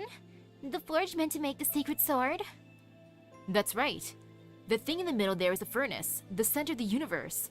That's where the Fairy of Paradise is meant to go. All you have to do is stand there, and the sacred sword will come into being. And not just for this lost boat either. It will also finally bestow you with the sacred sword, the one whose concept was wiped clean from your world. And it won't just be something a heroic spirit temporarily reproduces. It'll be a weapon capable of defeating an invader from a foreign world for the humans of this time period. Does it mean doing this will save Misaki and Mash's world? It will make the impossible possible. They will go from having no chance to having a small chance. It will? Well, that's all the more reason to do this. Britain will go back to the way it used to be, and it'll save the outside world too. What more can we ask for? But it'll also mean... Hey, what's wrong? You both look almost sick. What is it? Do you need to rest up outside? It's okay if you do. This probably won't take too long anyway. It's not that.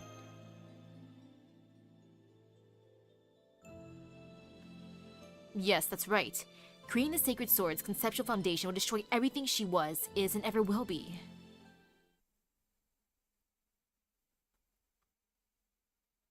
Come on, Artaria, this is nuts. You don't have to do this. Don't be silly, Misaki. You're the one who praised me for not running away. This isn't running away. Okay, here goes.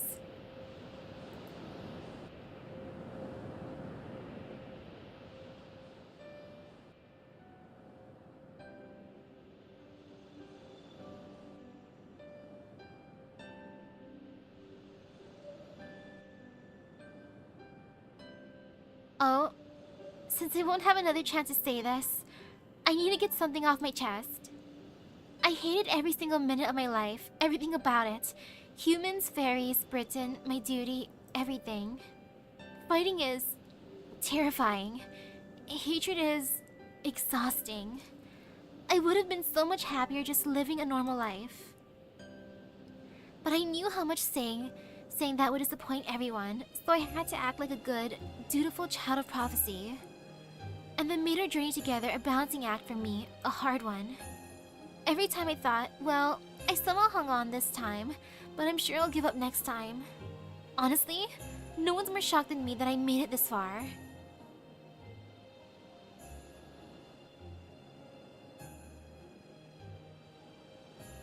Forging the sacred sword means erasing Fairy Britain from existence. I'll never really love fairies or humans, but I could always see the wish that they held in their hearts. Every one of the fairies was suffering inside. They all wish for salvation. Even if they're sinners, even if they're just getting what they deserve, I can't believe they brought this on themselves. Because, hey, we're all the same. Lies of omission and outright deception are just parts of life. And even under all those lies, everyone truly wished to be saved. I swear, I really wish they just cut that kind of stuff out. It was really hard walking this Avalon path. Sometimes I just wanted to shout, can someone cut me some freaking slack? But looking back now, I'm glad. My life wasn't all that bad after all. Until now, standing here, I didn't think there was a way I, of all people, could save the world. That someone like me could never be allowed to end their world. I mean, it's not fair to decide a world's fate when you don't even like the world, right? Right. But you're still gonna do it anyway, huh? Yeah, I am. I'm going to fulfill my duty here, and the crazy thing is, even I don't know why. It's probably for some silly, selfish reason, something no one else could ever understand. You know, I bet it's the same sort of thing that kept you going in the Garden of Lost Will, Misaki. And the same kind of thing that made you stand firm in the face of the calamity in Norwich, Mash. I'm not doing this for anyone else. I'm doing this for me. I'm not even doing it because it's right. I think I've been making my way through this storm because there's something I just can't turn my back on.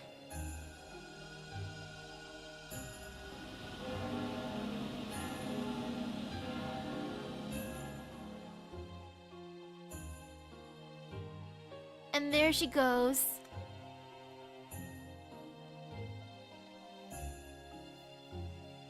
My fingertips dissolve fast first. I can feel the contours of my entire body fading away. My memories will probably go after this, then my sense of self. The planet's inner sea isn't stripping away all my memories at once. Like one's just as good as another. To make the sacred sword, it has to go through them carefully, so it could understand humanity in the present day.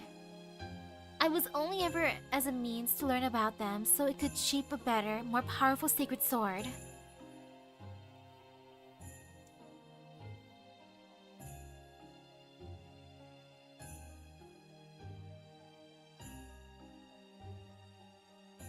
There's the spring memories! There they be! See, look, spring memories, we get to see them. Lots of friends and food. Yes, indeed, spring memories.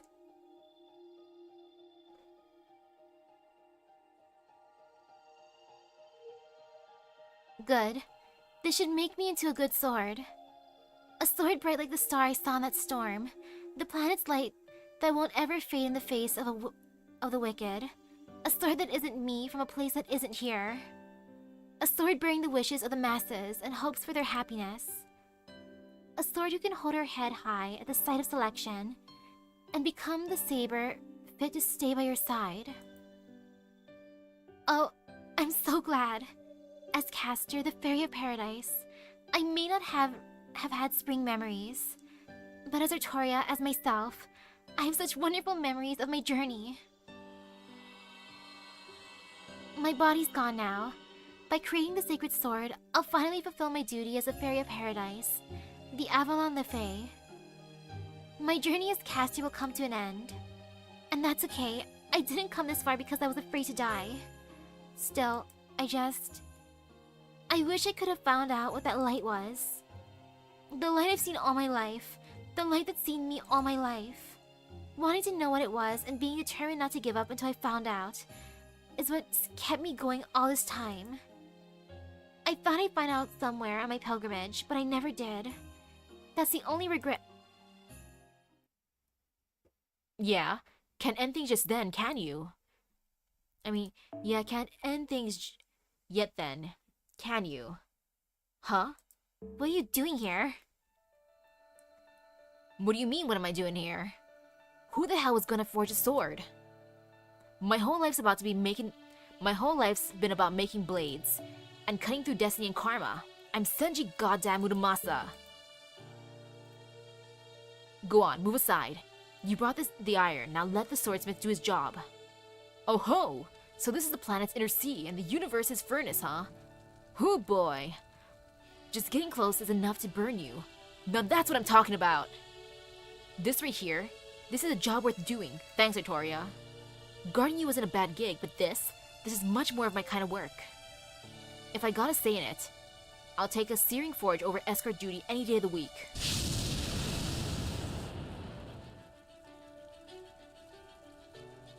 No, you can't. Thank you so much, but you can't do this. It'll bring you to ash. Fine by me. Swordsmiths were born to pound iron. If I can do that in the god's own domain, that's worth burning my life away. Besides, a smithy's supposed to be hot, so I ain't gonna stop pounding for nothing. Not even if my whole spirit origin burns up. Cramps is like, this is the best day of my life. Finally, a forge worth my entire being. There we go. It's coming along nicely. Basic shapes all set. Now we gotta temper it.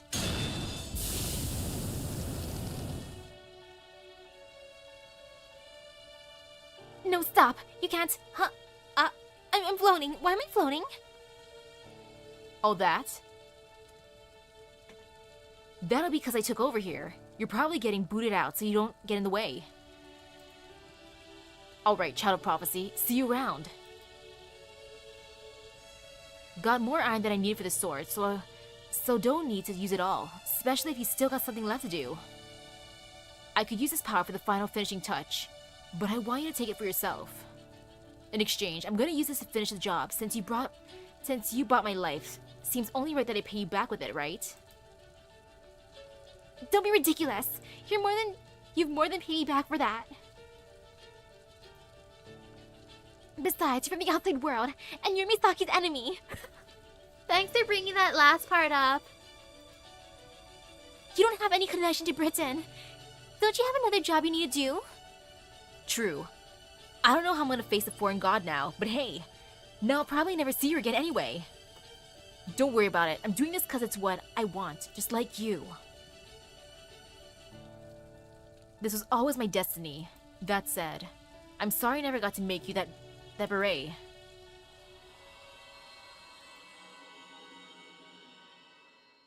Aw, that's probably what she saw inside the water.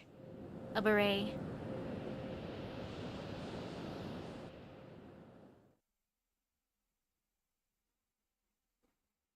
The light went out. Artoria. The light, it went out. Her spirit origin signal is gone. Artoria. I know the sacred sword had to be made, but did it really have to be? I know, right? They had to be able to come up with a better way. It's just so inefficient, not to mention inhumane. But I guess it's probably too much to ask for a planet's soul. That's basically what the inner sea is, to think humanely.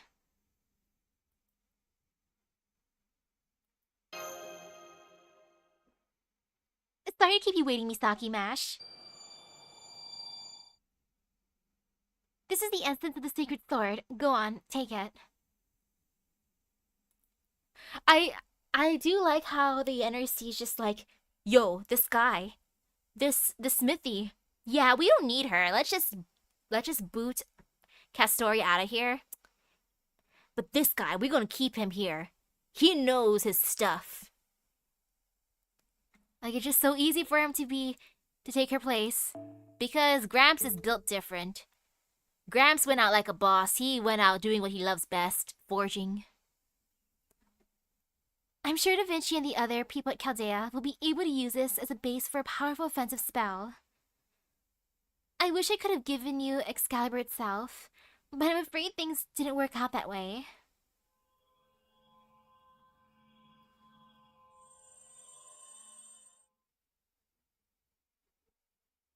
It looks just like a holy grail.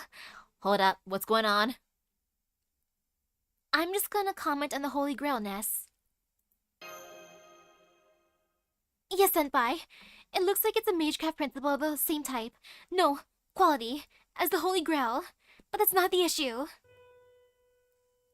You mean, how did she come back? I'm as surprised as you are. I really thought the Forge would just be turning out a new Excalibur specifically for Chaldea's use. Hang on. Where's the ginger? I see.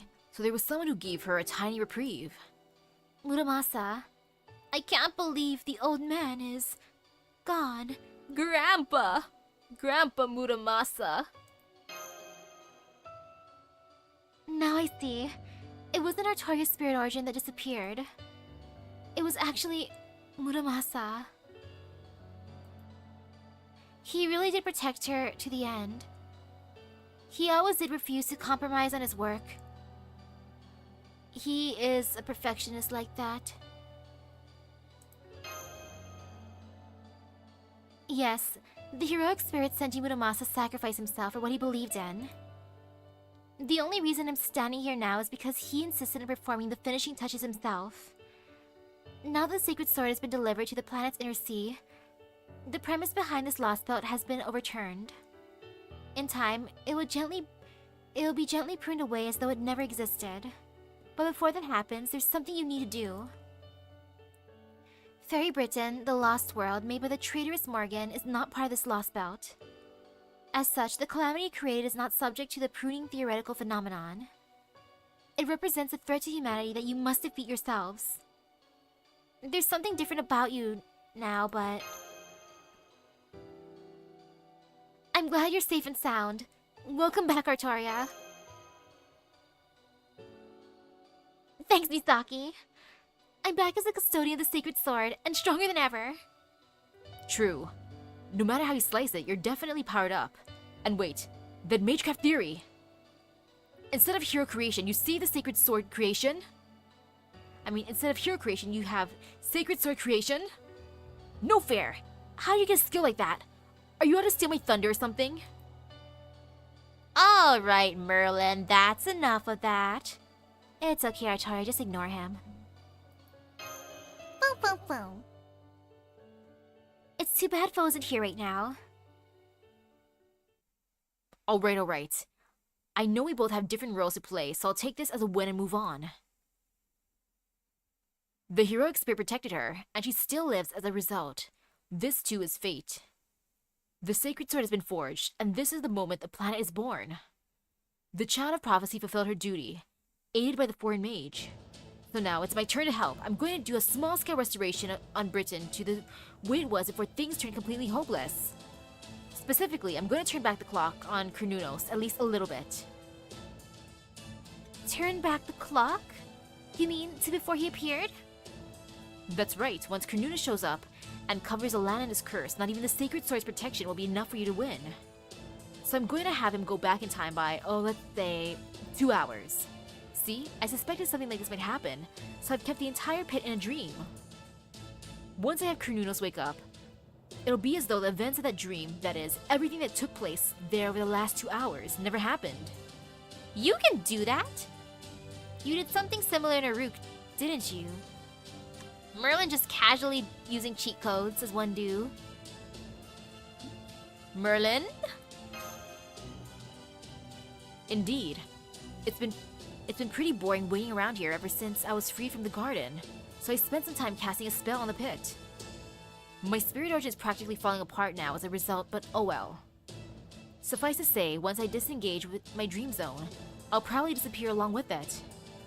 I wish I could stick around to see how your battle goes, but sadly, it doesn't look like it's going to happen. No worries, Merlin. You'll be on my team. But don't worry about me.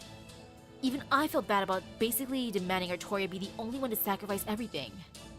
Sure, things don't turn out exactly as they planned, but hey, that's why we build in margins of error. For my last trick, I'll even help you out by sending you straight to the storm border without having to go back through the spirit cavern. When you get there, it'll be 1 hour before Carnuno shows up, and you'll have another hour after that before his curse spreads everywhere. That gives you 2 hours to settle this, but this time, you should at least have a fighting chance. Muramasa and I both gave everything we had for this. All you have to do now is the best you can. Isn't that right, Nameless King? Can I ask you to watch over Misaki and Mash for me? Of course. You take care too, Major Flowers. After all, this is just a shadow of Avalon, so I'm sure the real you is still imprisoned in the tower. Saw right through that too, did you? Yeah, you're definitely the Sacred Sword's guardian now. Alright then. Back to Dying Britain with you all. Once you overcome its twilight skies, you'll find clear blue ahead.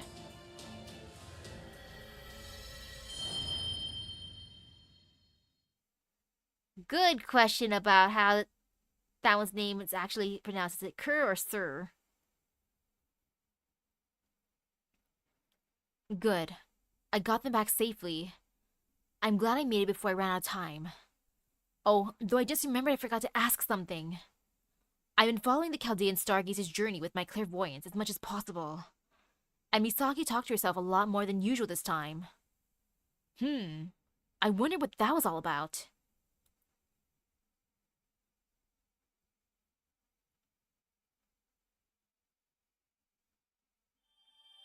Delicious Cinquarts. Nom nom nom nom nom.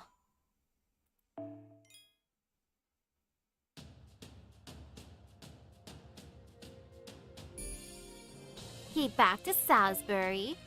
Interlude. More Cinquarts for me. Hey guys, we're back at the border. Yeah, we lost a party member. British airspace, 2 hours after the demonic dog's appearance. That giant demonic beast. I see. So that's the Black Dog's king. A magical energy eater who feasts on smoke and lightning. So Bargus has become a calamity. And Carnunos' curse shows no sign of slowing down. There's nowhere left to run. The way things are going, all fairies are destined to become an unseelie court or turn into Moors. Either way, there's only a handful of sane fairies left. I don't know how long I can hold out either.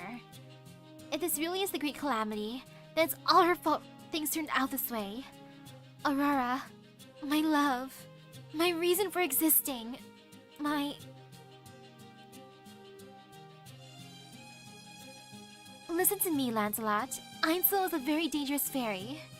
She always makes such nonsensical prophecies, and nobody has a clue about her clan's true nature. Who knows what she might do if she catches everyone's attention and becomes the talk of all Britain? Remember, the Mirror Clan took in the Fairy of Paradise just like the Rain Clan once did. It's terribly irresponsible of her to make a prophecy like that now, especially when the Great Calamity could happen at any time. Why? It couldn't be a more obvious revolt against Queen Morgan. Just thinking about it makes my wings go dull. You understand me, right? Beep. After all, you're my prince in shining armor. You always bring me whatever I desire most, don't you?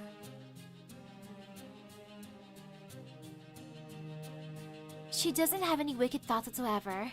Really, good and evil don't factor into it at all. Most people think of her as the kindest, most compassionate fairy, one who strives for a world in which fairies and humans can coexist in peace. But they're wrong. They're just the image she projects. The only one she truly loves is herself. The only thing she cares about is maintaining a world where she's always beloved, a world where she can always be on top. She only advocates for humans so that they will fawn all over her. She only guides fairies so that they will all respect her. She seems like such a skilled leader because she never fights with anyone. She didn't survive this long because she is strong. She's just always had a gift for dragging other leaders down. Every time a fairy more popular than her showed up, she would send the world down a dark path according to her whims. This time was no different. She didn't mean any harm. She just came to the realization that the Mirror Clan was dangerous and believed it with all her heart.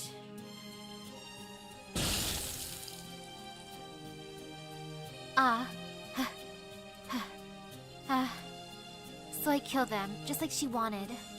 It was clear beyond any doubt that the Mirror Clan had done nothing wrong. But I still had to kill them, or Aurora really would have withered away. As a fairy, Aurora's true skill is to completely convince herself of things that always work out in her favor. Wow, what an ability! That's why she's neither good nor evil. The reason she never lost her radiance over the 3,000 years of her life is that her self-esteem is not of this world.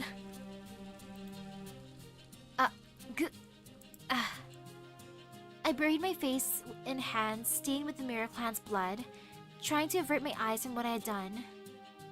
I had no right to ask their forgiveness or even to apologize. I knew what kind of person Aurora was, and I still put her radiance first. Because I care more about her than I do all the other fairies of Britain. Aurora's #1 fan is Tamlin Lancelot, huh? Oh ho ho! In the original draft, they were lovers. Oh my. You know, I ship it. I can ship that. Aurora didn't do anything wrong. I'm the only wicked creature here. I've committed so many crimes, all because I didn't want to lose her love, even though I knew it wasn't genuine.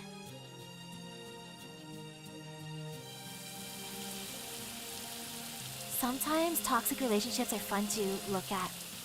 As terrible as that sounds, like this is a toxic relationship, but I'm entertained. But that day was special. The Mirror Clan was special. They were a gentle group of fairies protecting Albion's corpse, and by extension me. Not one of them so much as resisted. If anything, they seemed to pity me as they came to offer up their own lives. I didn't have a choice. Aurora would have withered and died if I hadn't done this. This isn't my fault. I didn't want to kill them. Aurora, I do this for you. All I want in return is for you to smile and say, thank you. I decided not to fly so I wouldn't leave any evidence. On the night I returned, covered in mud and soaked to the bone.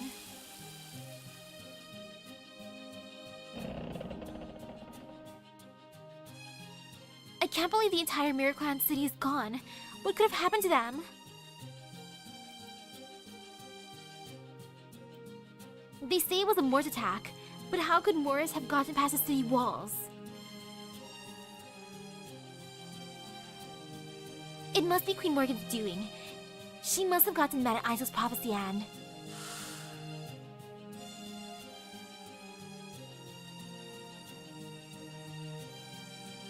Don't be ridiculous. Queen Morgan is nothing if not prudent. She would never do anything like that. She valued the Mirror Clan's prophecies more than anyone. And Ainsel was a wonderful clan leader who only ever wanted what was best for Britain.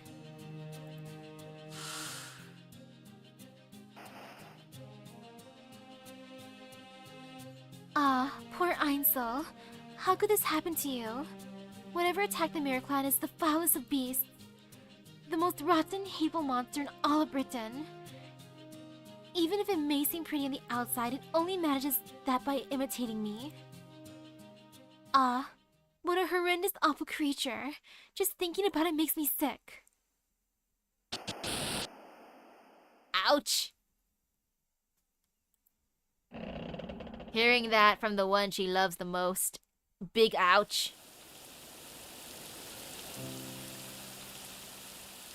It was a miracle. It really was. Back in that dark fog when I was still just a pulsing lump of flesh, she took me in her arms and cradled me like I was the most important thing in the world. Hello there, darling one. Or perhaps I should say, good morning.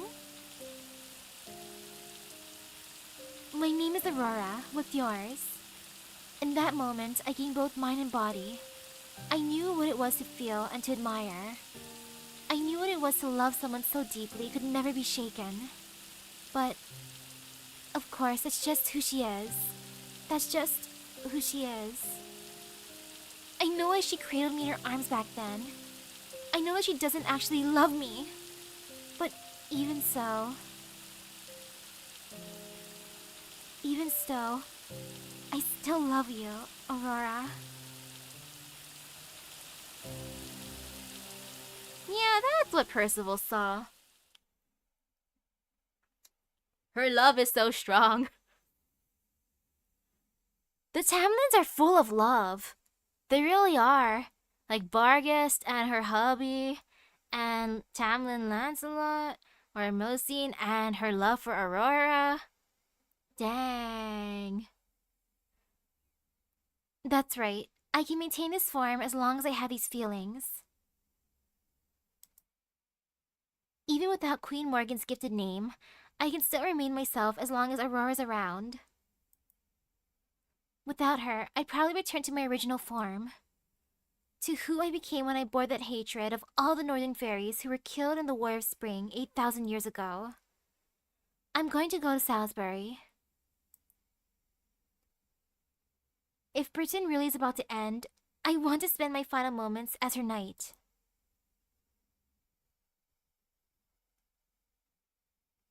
Oh, the power of love. Heal them! Heal them! Heal the northern fairies! They're the invaders who brought the calamities upon us. Are there any fairies who have been infected with Moor's poison? If you find one, capture and nail them before they become Moors. Run at the humans. Make them fight the Moors. Ew, any who refuse as an example to the others. The cathedral. Open the doors to the cathedral. The city is tainted. Run for the cathedral. Lady Aurora will help us. Lady Aurora will save us. She's the new queen of Britain. I'm sure she'll sacrifice herself to the Moors to save us all.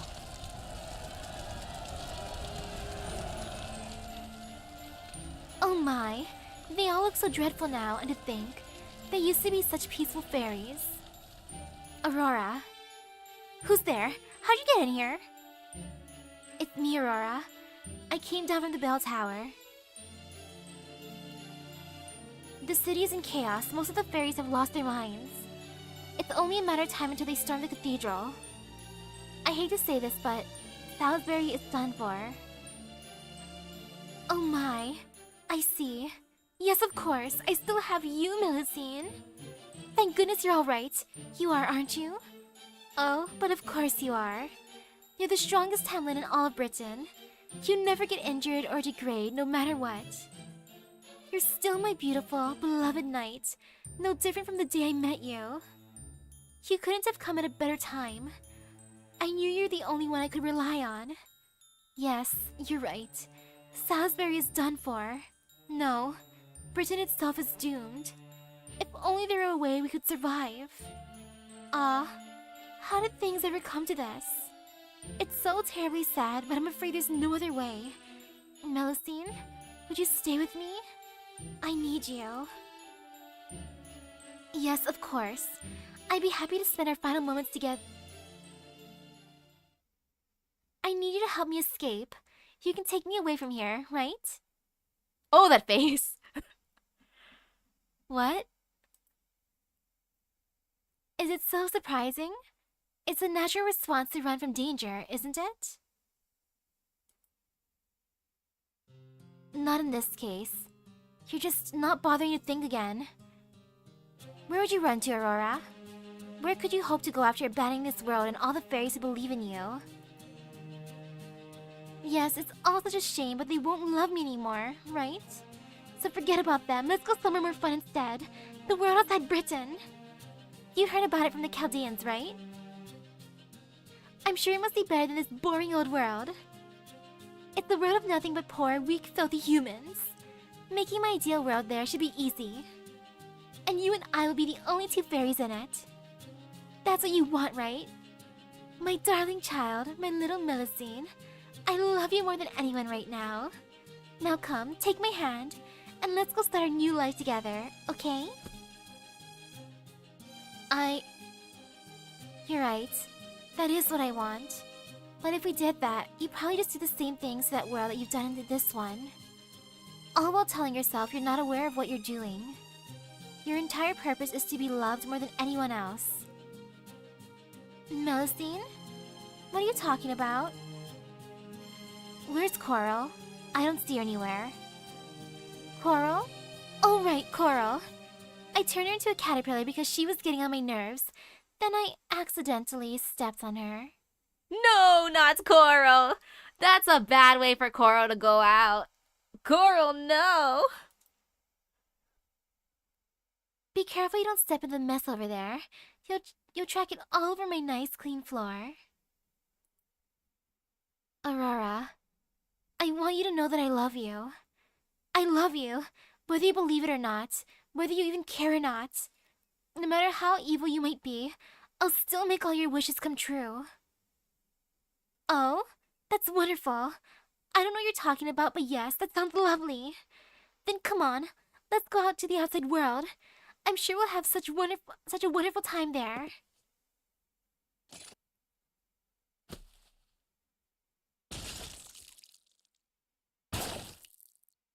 Time to go the yandere route.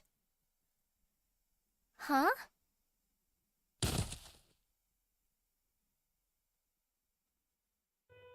Don't you see? That would never happen.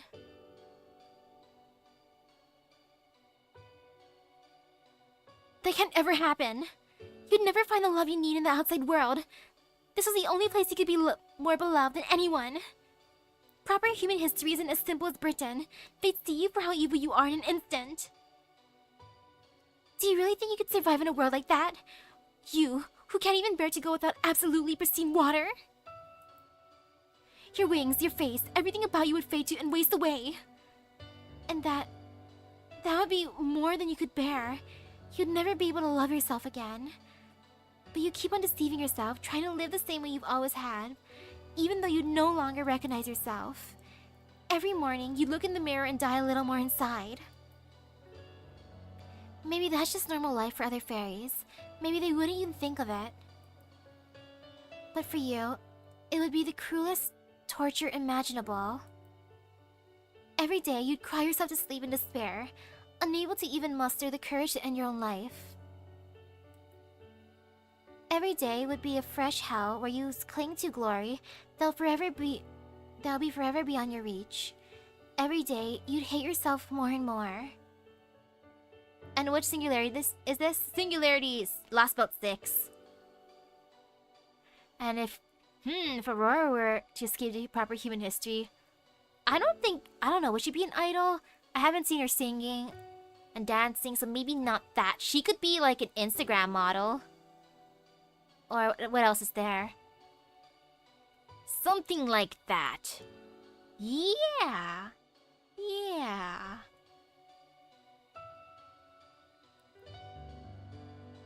And that would just be... What are you saying, Melusine? What an awful fake fairy you are.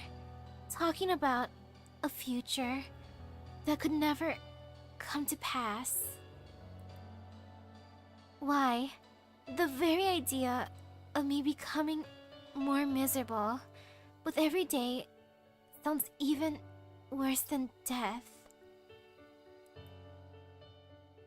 Now, never mind that. Hurry and take me to the outside world. To where everyone will love me again. Because you only live to please me, right? That's right. It would have been better if I'd only lived for myself. If I did, then I would have kept you alive no matter what. Without you, I'll just go back to being a hunk of flesh. But I can only live to please you, and that is why I can't take you to a place that would be pure hell for you.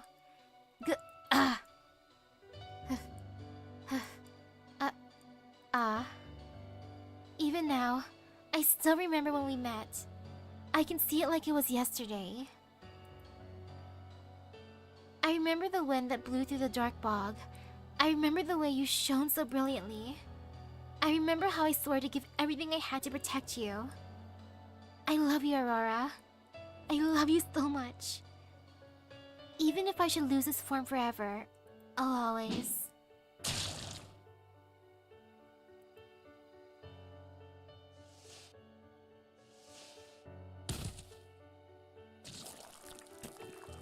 Ah.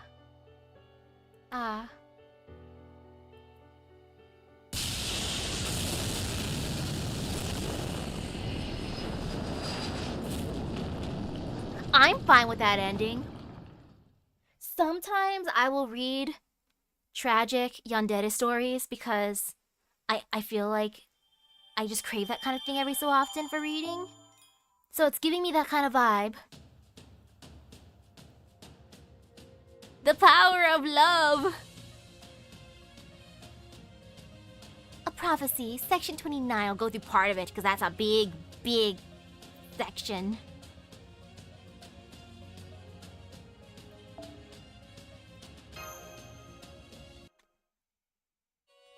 Aurora's ending was satisfying. Same for like Melusine, even though I do feel a bit bad for Melusine because her love was never reciprocated.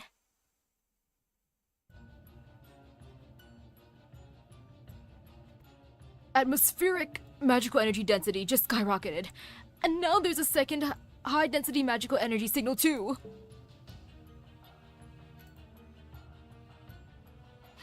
I have not read that manga adaptation for Acute. Now I gotta. And on top of that, it looks like Carnunos just disappeared from the pit. I mean, that's certainly better than the alternative, but it still beggars belief. What's going on here, technical advisor? The increase in atmospheric magical energy density resulted from all the fairy bodies being burned. It's no cause for immediate concern, so we can just ignore that for now. As for the second high-density magical energy signal, we haven't been able to get a visual on it yet, so we can worry about that later too. As far as the pit goes, it's... well... I'm sorry, I have absolutely no clue.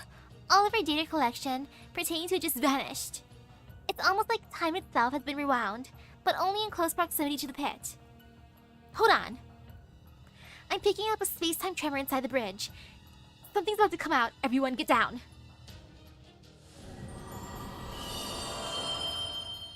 Oh yeah, that sounds like a fun manga then. We're back. What's the situation? Well, we're back. Hi. Misaki, Kirilight, Hartoria Caster. How the devil did you just pop right in here like that? No, never mind that now. Tell me what happened down there. Be as quick as you can. Blah blah blah blah blah. And that's everything that happened in Avalon. We went a trip down memory lane. So Muramasa's gone too, huh? Mash, bring the round shield to the analysis room, please. I'd like to start the Sacred Sword essence now, while we still have a chance. Okay, right away. Now then, let's make sure we're on the same page. First off, well done, Misaki. Thanks to you, we now know how the British Lost Belt came into being. Carnunos' fate, the pit's true nature. Merlin gave us a second chance by winding back the events that occurred near the pit. And we know that a new sacred sword was forged in the planet's inner sea, with Artoria Caster as its custodian. This has given us what we need to put together a plan of attack. Captain, patch me through to Professor, would you? I'm here, Holmes. Don't worry about filling me in. I've been listening the whole time. I'm aware of observational data regarding the pit disappeared along with the dream, but I trust you still have our navigational records pertaining to it, yes? Then I'd like you to calculate how much time we have until Carnunos appears, and until his curse begins pouring out of the pit. Furthermore, I suspect we're going to engage in close quarters combat with Carnunos involving servants' position on the border's deck. So we'll need anti-curse measures in place as well as sturdy physical defenses. We're not going to attack Carnunos with the Storm Border's cannons? Considering his massive size, I think that would be our best way of going about it. We'll certainly try that as well, but I doubt typical means of physical intervention will do us much good. Well, I'm sure he has a spirit core just like any other god. It's protected by a thick layer of cursed flesh. Seeing as that curse effectively functions as muscle, we won't be defeating him so much as exercising him. As such, I suspect that blessed spiritual attacks from Artoria Caster and Grimmerless Sage will be our only effective means of fighting him. Though unfortunately, what we can do to finish the job afterwards remains an open question.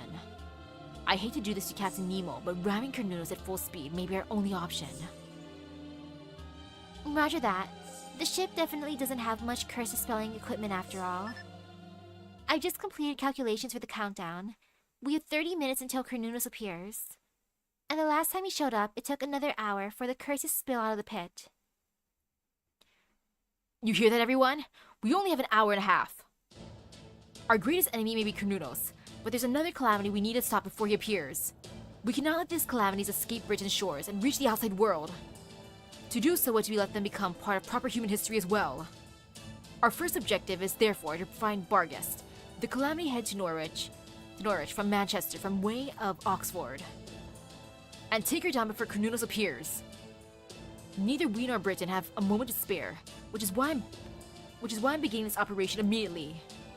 Misaki, Artoria Caster, and Grimmer, you three will figure out a way to defeat Carnunos. Captain, you and the Marines will plot the optimal route for the operation. Da Vinci, Professor, you two will come up with an anti-curse barrier for the storm board. Huh? What was that? Something just attacked us. I thought I saw on the monitor just now. I saw something on the monitor just now. Something attacked us! Impact on our starboard stern quarter.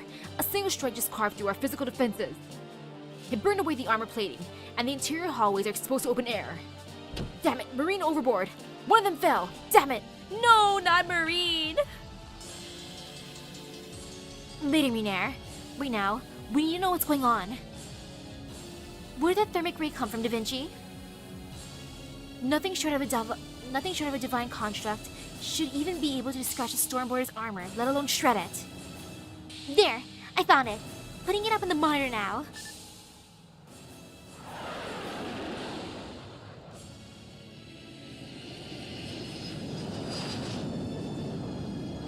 Ooh, this is Saber Alter's theme.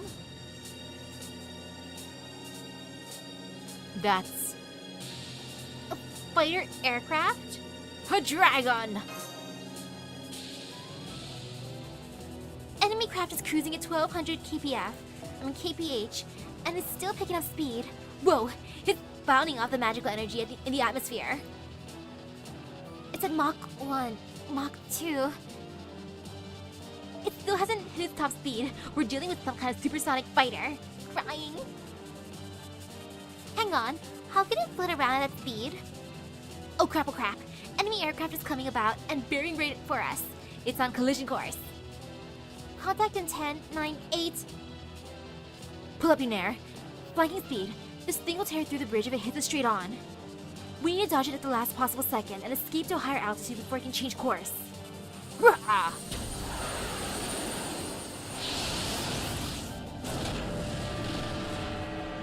It was a damn close shave, but we got off with just a few scratches on the prow. Enemy aircraft is now 14 kilometers away. It just turned around again. What do we do, Captain? This thing's not gonna stop until it brings us down. I know. Just keep taking us up. We can't outmaneuver that thing, so we'll just have to hope that we can fly higher than it can. What is that thing, Da Vinci? Do you have any new data yet? Sure do. That wasn't a talent strike just now. It was a concentrated monoburst straight from the enemy's mouth. It looks like Barghest wasn't the only thing burning Britain to the ground. Just the heat from that thing's breath attack is enough to cleave through the ground. Its acceleration isn't affected by atmospheric pressure or air temperature. And its wings apparently ignore the laws of inertia completely. There's no mistaking it. The thing is Albion. The pure-blooded dragon. The third calamity.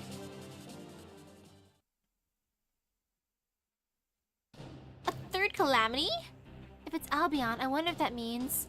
A third calamity, though. Albion's coming after the border. If it lands a breath attack on our stern, we're done for. We already know its breath is strong enough to cut through our physical defenses like paper. One strike to the stern, and we'll lose the whole engine. Everyone, sit down and sharpen tight. Da Vinci, start tracking the time until the next breath attack. At 2 seconds before impact, I'm going to unfurl the gravity sails to maxima and pitch the ship upward, turning us on our tail. It'll feel like taking a tumble in midair, so the ship's going to shake like crazy. Don't stand up unless you've got a death wish. Once you've evaded the breath attack, I'll return the ship to an upright position and maintain our altitude. Here it comes! When it's firing range. 5, 6, 5, 4, 3. Raise the bow and unfurl the sails. Pull up!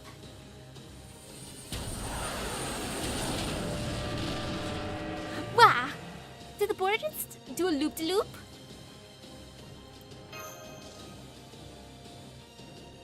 We made it up above the clouds, Captain. But damn it, we've burned through almost all the magical energy we have stored up. Now what do we do? There's no way we can dodge another one. May I say something? I should be able to defend against that thermic ray now. I will not be able to protect the entire ship, and I can only do it for a few minutes. But if there's one section that's absolutely crucial, like the engine, I can at least put up a defensive barrier there. Would that be enough to get us through this? That's most encouraging, Artoria Caster, but before you do that, I have a question for you. The Calamity's only target is the British ferries. So why is that dragon attacking us? Why should it be interested in us? Huh? I don't really know. I'm still learning the ropes myself, so... It's because we now have a means of saving Britain. Before the Calamities considered Chaldea to be just another pebble in the road. But now Artoria's back, and we have a real chance of taking down Cernunnos. And the Calamities know just as well as we do that the Fairy of Paradise is the enemy of Britain. I see. So before, we were merely passerby, but now that we have a weapon, we're involved. That changes matters considerably. The dragon isn't coming after us. It's coming after Artoria Caster, and that means... Damn it, Holmes. You're really going there, huh, Holmes? Indeed, we can narrow the enemy's focus simply by sending Artoria out to the deck. Huh? If Artoria goes out to the deck with her hands up, they'll lure Albion towards her. Once it closes in to try and kill her, we'll draw it into a close combat. I call it Operation Titanic. What do you all think? I can't believe this. Why the heck? What the heck kind of hero was that guy anyway? A great detective. I understand, but this is our only option. He's a great detective. I don't know what a detective is, but if proper human history calls someone like that a hero, it deserves to be destroyed. Look, even if I actually agree to this insane decoy scheme, I won't be able to defend the ship at the same time. I can either lure Albion in, or I can protect the ship from its breath attacks. Doing both just isn't an option. Damn it! Just when I thought we had a viable plan. Artoria knows her limits. It's not a matter of willpower or confidence. If she says she can't do something, it's because she really can't do it. Ooh, hello. So we'll just have to drop this plan and... No, we don't. You need a decoy to lure this dragon in, right? Then I'll do that while you protect the ship, Artoria. Percival? Why aren't you in the infirmary?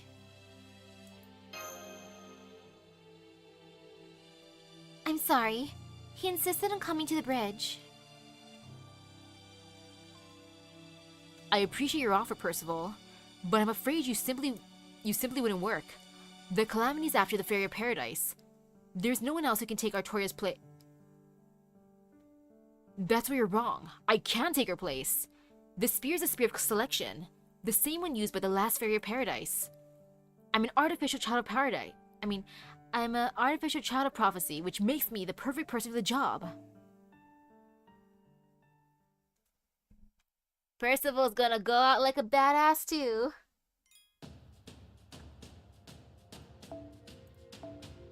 No fear.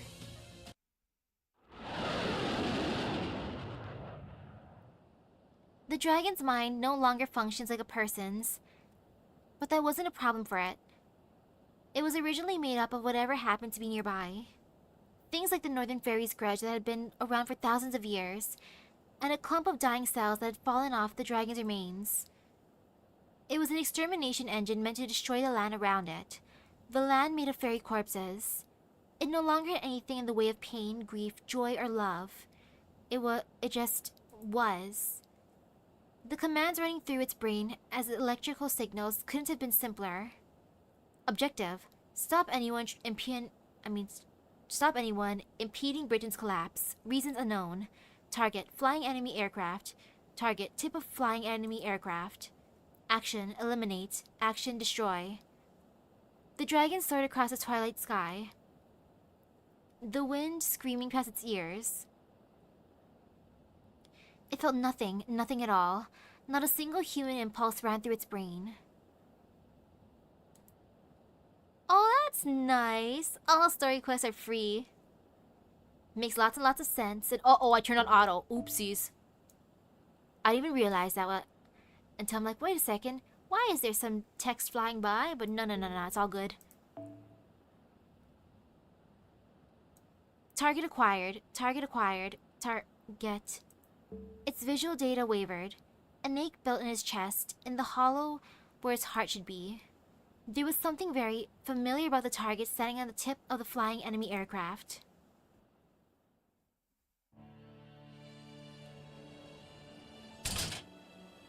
Good, I can still move. I should be able to manage like this. I hope you're all watching this, everyone.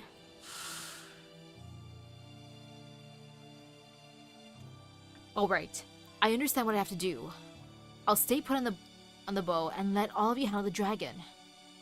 I'm in no condition to fight anymore anyway, so decoy duty should be perfect for me. Come on, you two, please don't look so glum. I'm glad I can still be useful somehow. You really don't need to feel bad about this.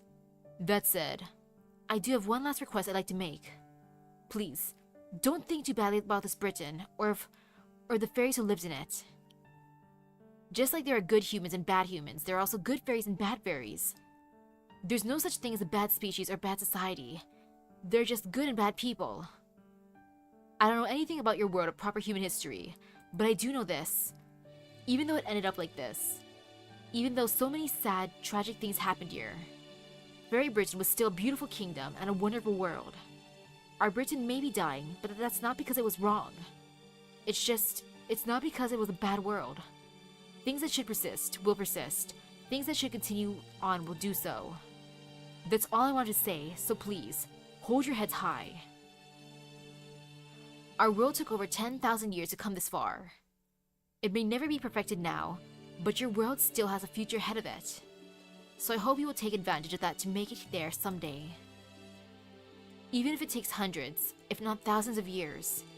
I hope your world will one day become a utopia where every living thing can find salvation. Thinking back on it now, I might have come across a little arrogant. But I guess I couldn't have been too bad if both Misaki and Mash smiled at what I had to say. Alright, Percival, let's show everyone why you're a Knight of the Round Table.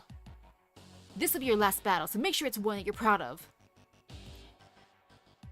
All that aside, this is kinda crazy, isn't it? I still can't believe I'm riding on a flying ship. It's like something out of a story.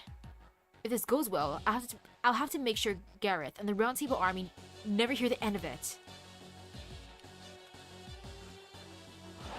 Oh yeah, this would make for a fun story. So guys, you want to hear about that one time I was riding on top of a ship and I fought a dragon? Enemy dragon incoming. Accelerating to maximum speed to match. We only have enough fuel left for one shot at this. Misaki, I want you to back our Toyocaster by throwing up everything you've got at it. Enemy contact in 10 seconds.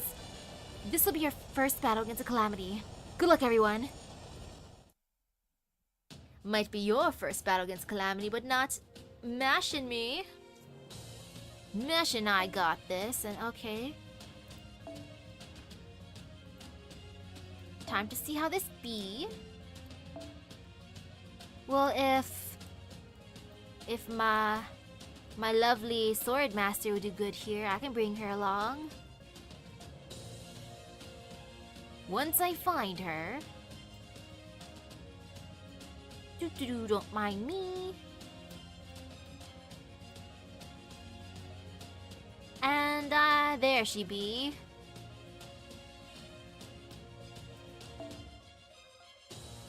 Yeah, Hokusai could be fun here. And I'm gonna give her this. Now, Merlin, Merlin, Merlin. Keep us alive, Merlin, because Merlin, Merlin, Merlin, Merlin. For the love of Merlin. Okay.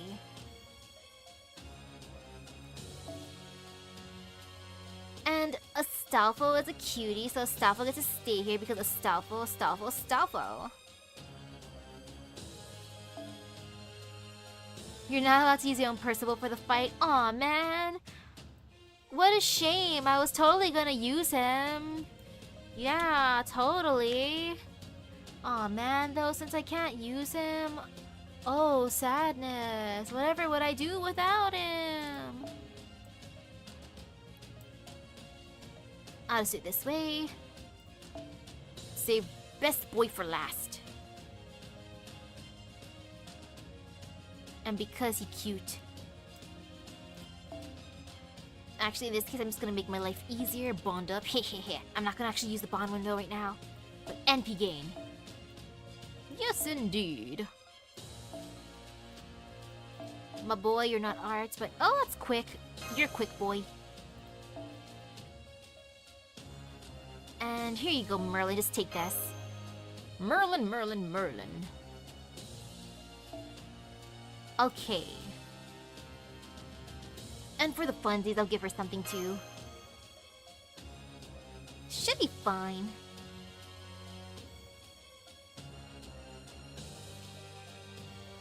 She could have painting summer, but you said there's some evade for the second section for 29, and that's gonna haunt me if...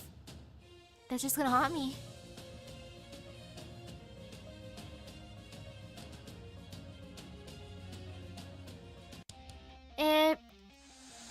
Percival's words about his world. This is the only world he's ever known, so...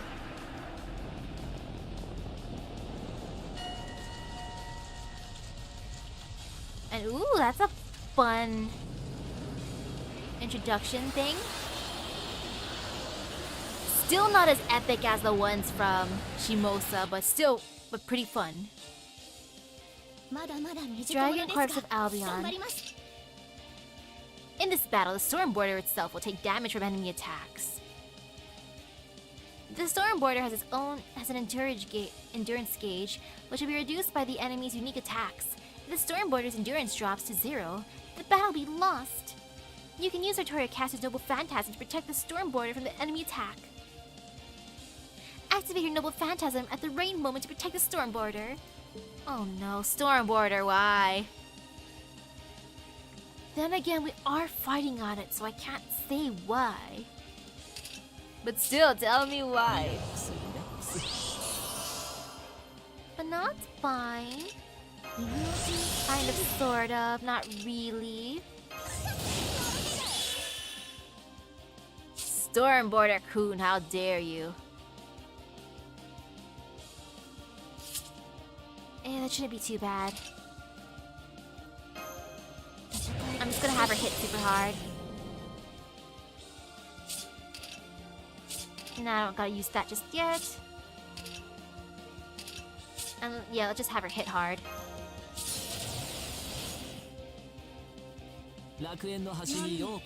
Whee! Gonna use that first thing just because I don't want the ship to get super damaged, and I doubt Merlin can heal a ship. Now, if Merlin could heal a ship, that'd be wonderful.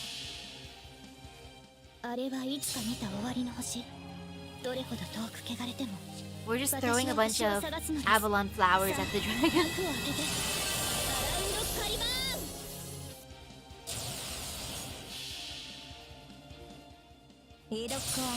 さつきの恋の吹き流ししまって東海道東都長州野州日本東海道人 Oh, only the NP can hurt the ship? Okay.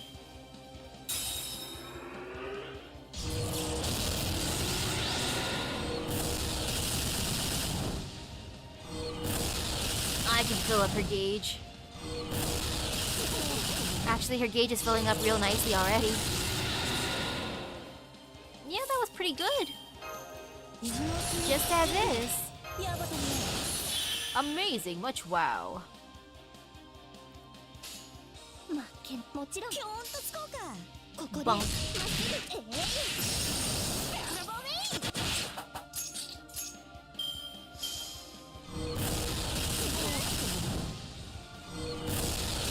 Ouch.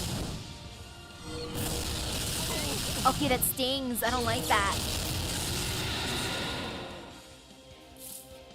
I'm just gonna do this for now. And I feel like using all Hokusai here. Like, what's the worst that will happen? Ha ha ha. No fear. あさて何の園だ Yeah, no ピョーン fear. とつこうか江戸っ子はさつきの恋の吹き流ししまって東海道東都長州野州日本東海道人 I feel like the ship should be able to at least handle one noble phantasm, if anything. I want to see how much damage it does to the ship.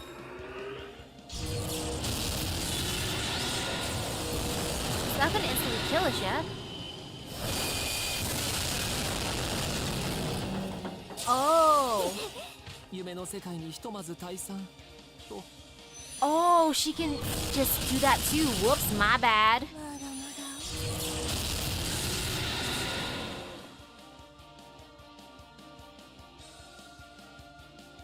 Being able to ignore invincible. Ouch. Just ouch.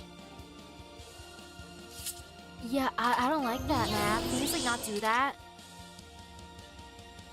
僕はやるぜ僕はやるぜ Yeah, I might redo this one. 僕はやるぜ僕はやるぜ But I'm curious how much damage Astolfo can do. We shall believe in the Astolfo here.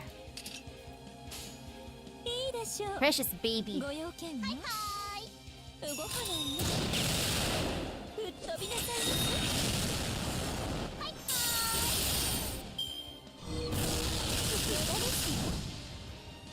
I hope Astolfo can stun Albion with his cuteness.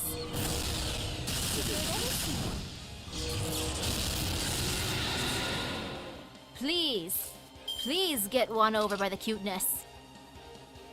You know you want to fall in love with Astolfo's adorableness.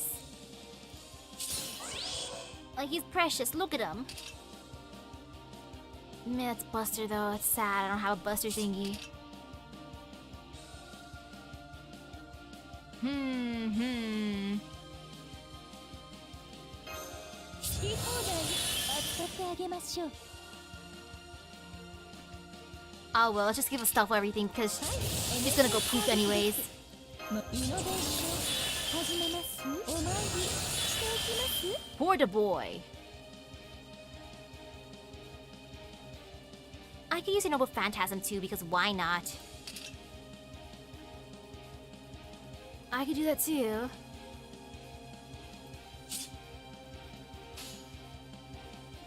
What do you do again, Korean Chihuahua?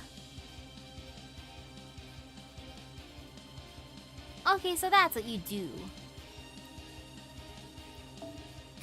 Actually, I want to use her second. I might as well give her one too. Say those for next turn, assuming she lives. But she might live. Yeah, she might live. We'll just believe in her.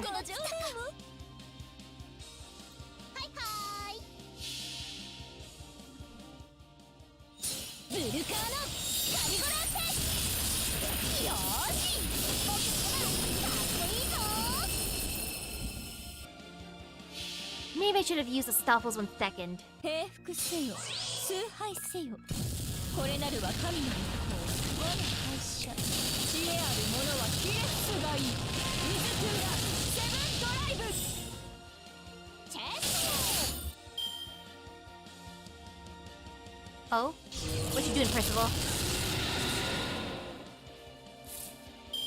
Percival's gonna drive him in, huh?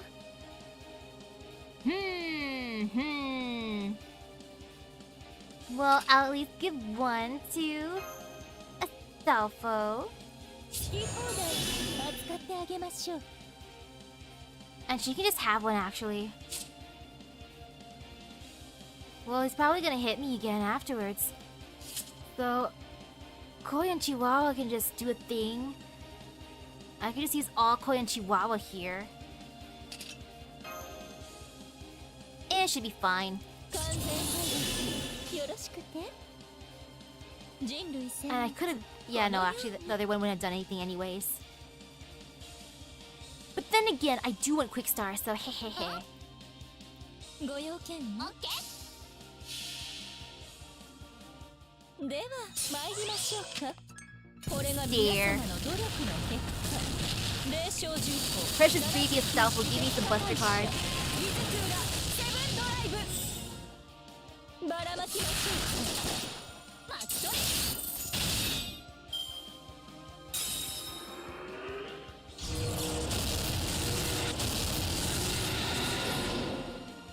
The terror actually worked! 生きているものがいれ The ば terror worked? 私の社 Astolfo, you're so 階段の terrifying! 檻にてたっぷり Oh, 分か look れ at て how ますので amazingly adorable, I mean terrifying that face is.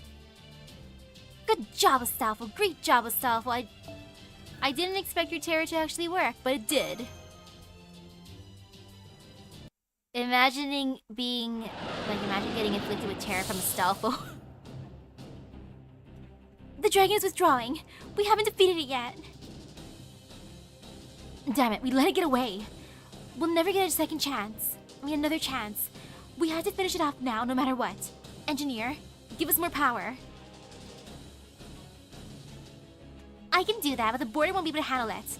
It'll bend the whole ship out of shape, starting from the hole in our right flank. If our keel starts to warp too, then the whole ship will fall apart. Damn it, it's going to get away. If only I'd been more careful.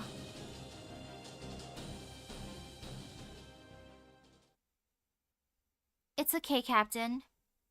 She's not going to get away. Yeah, it's okay, Captain. She's not going to get away. Huh? But we don't have any means left to... Senpai is right, Captain. We don't have to go any faster. She won't be going anywhere. Britain's strongest knight is still standing on our bow.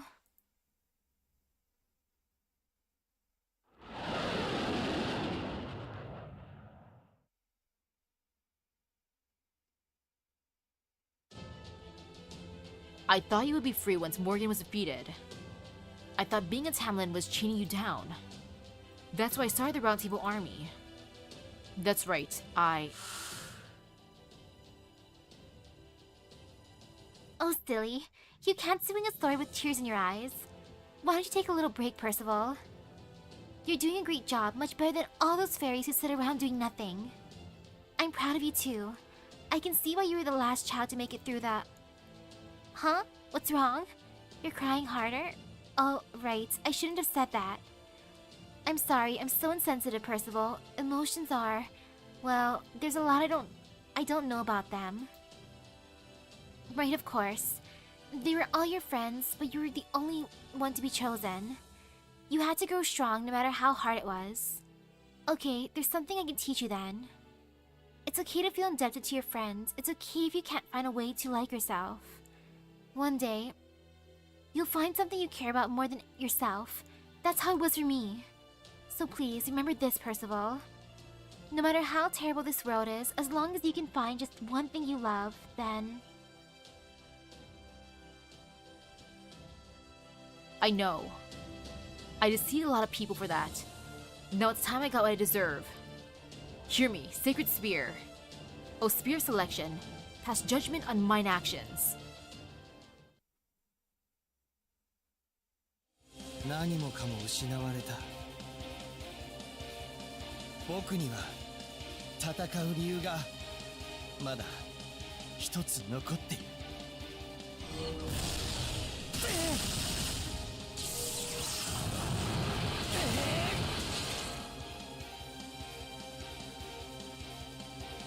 美しき様子が醜き厄災を運命まで奪うのが愛だというのなら、それをこの槍で打ち砕こう。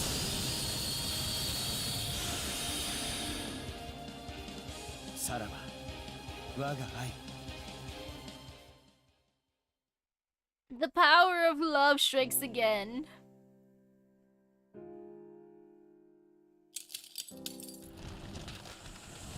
He just turns to dust.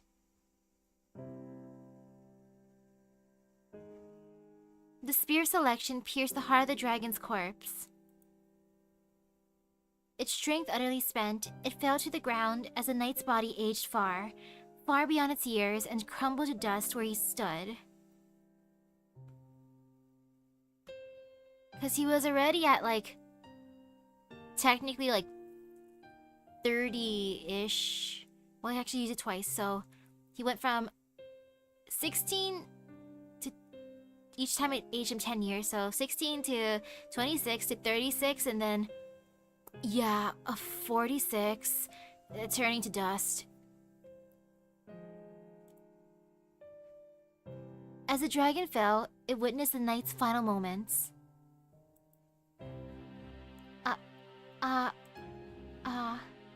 Percival, my brother. A great pain wrecked the dragon's hollow chest. The wind screaming past its ears sounded like deep, heaving sobs.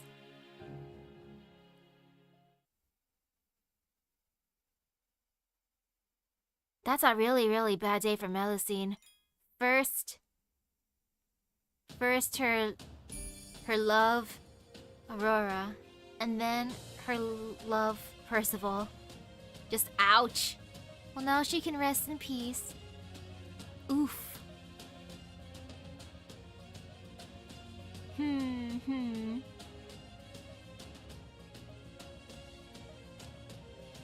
Oh, it's not too bad then. A small chance of finishing Last Build 6 next stream. Yeah, it's pretty decent then. Cause there's like, oh gosh, so many. But that is a pretty good way to leave it off. Honoring Percival's sacrifice. But nah, I want to do one more section. Teehee. I mean, not one more section, one more little... That's technically a section. No, never mind. One more part. Just one more.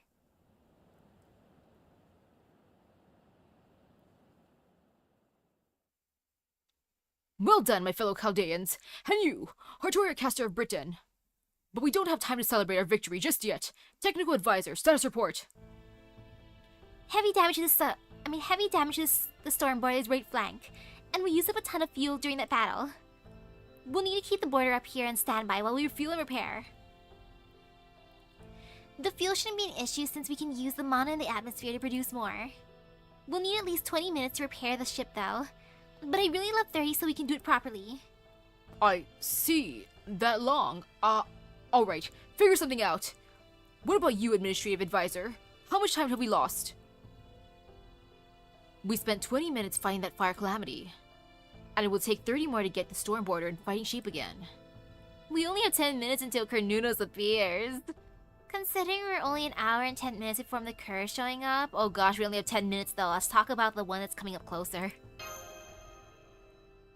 Indeed, we won't make it for Carnunos' emergence, but we'll still have 40 minutes until the final catastrophe. More importantly, we have a solid chance of defeating him now. The issue is the other calamity, Barghest. She and her black dogs have burned Oxford to the ground and will soon arrive in Norwich. We simply cannot go after both her and Carnunos in the storm border. If we're going to defeat her, it will have to be with a separate unit. We could always just leave her. We've got much bigger fish to fry right now. The Pit's calamity will destroy the whole world if we don't stop it. But all the black dogs do is burn down the cities. The world won't be in any danger if we leave them alone. I'm inclined to agree, Grimmer. Once Bargus leaves Norwich behind and sets out on the ocean, she'll become a calamity of proper human history as well. However, she won't be the first fairy named Bargus to appear in British myth, and the threat she poses can be dealt with later. We can't and shouldn't prioritize her right now. Wait, please. I'd like to make a request that a separate unit be sent out to handle her anyway. I understand she's not our top priority. I agree that we should focus all of our resources on Carnunos right now. But even so, I'm asking you to let me go after her. I can't just sit by and let Bargus become an enemy of proper human history. Besides, Norwich is both her and Bogart's hometown. Letting her destroy her home would be tragic. Curilight. Mash, you make a good point. What do you think, Misaki? Mash Curilight is your personal servant. If you believe she can do this, I'll support your decision. We don't know exactly what kind of calamity Bargus has become, but we do know that it'll be one hell of a fight. With that in mind, are you sure you want to do this? I am. Very well then, Holmes. Put together a plan of attack. I don't care how reckless it is. Just make sure it doesn't exceed the time we have until the storm border leaves for the pit. Also, I need our Toriacaster to stay here in the border. If you two don't make it back in time, she'll be our best shot against Carnunos. No, on second thought, we need our Toriacaster, Grimmer, and the storm border. As long as we have all three, we should be able to take out Carnunos. So if you two can't make it back before it's time to go, I won't hesitate to leave you behind, got it? So if you determine that you can't complete this mission, you can come right back here. And keep an eye on the clock either way. This is the one time I will not tolerate disobedience. Get back late and you can expect a week in solitary. Yes, sir. Good grief. This is going to be quite the complicated operation. Fortunately, I've always preferred complex cases over simple ones, and I fully respect your decision. In fact, I suspected something like this might happen, so I ensured the shadow border was prepared while you were down in the spirit cavern. All you need now is a driver. Let's see. Mr. Munir, can I count on you to escort them once more? Yeah, you bet. I'm used to parachuting in and everything now. Aw, Gordon looks so disappointed. He's like, what? It's not my time to shine? Okay. Then it's settled. The calamity at Norwich will be handled by two of our most seasoned members, Miss Misaki and Mash Curilight. You have 30 minutes to complete the operation. I can't give you any more than that. We'll catapult the shadow border toward the outskirts of Norwich. Once you defeat Bargus, you're to return to the rendezvous point in the shadow border. From there, the storm border will retrieve the shadow border, crew and all, and head for the pit. Any objections, Da Vinci? Nope, sounds perfect. I was just hoping for a little time to take care of an errand on my own. I just ran a scan on Britain and found out I left something really important back in Salisbury. I need to go back to Mike's pub to pick up Typhoon and all my records of our journey. It would be a real shame to leave here without those. Habitra's there too. And Mike. You know it. We gave her a really hard job after all. So as soon as we send the shadow border on its way, we'll head back to Salisbury. Once you arrive, I'll leave the storm border on standby in midair and go pick up Habitat at the pub myself. After that, we'll fly as close to Norwich as we can and wait for you guys to get back. Alright, now that we've got a plan, there's no time to waste. Marines, you work with the nurse and engineering repairs. Mash Misaki, you two get in the shadow border. The storm border will keep heading towards Norwich until we're ready to launch you. After ejecting the shadow border, we'll turn towards Salisbury and drop out Da Vinci. Got it. Stay safe out there, Da Vinci. Don't worry about me. I know Mike's pub like the back of my hand. Okay, see you later, Misaki. I just know you and Mash are gonna make it back fine too.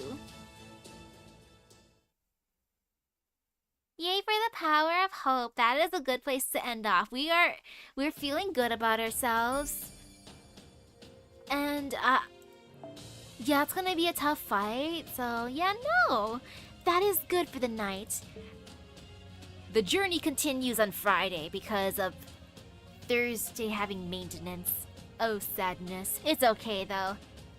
I'm that much closer to Tunguska, and that means I can buy more Saint Quartz. Foo foo foo. Because I ran out of my paid Saint Quartz. But it's been fun trying to summon, like just putting 1 quartz daily to each little thing. Boop boop boop. But I got my Scotty this time, so woohoo, that was a success. Now I can eat the spaghetti that's been out for like a few hours. At the very least, I know that I don't have to worry about eating too much, because everything that's left at this point means that someone didn't want to eat that. That means I don't have to be like, oh, you guys were planning on eating that now? Nope, nope, nope. It's been a few hours, so foo foo foo. Thank you everyone for stopping by the stream, and I hope everyone has a great rest of their day in Epic Gacha Lock. I shall go for my spaghetti now. I'll see you guys later. Bye bye. Now joke's on me if it's all eaten.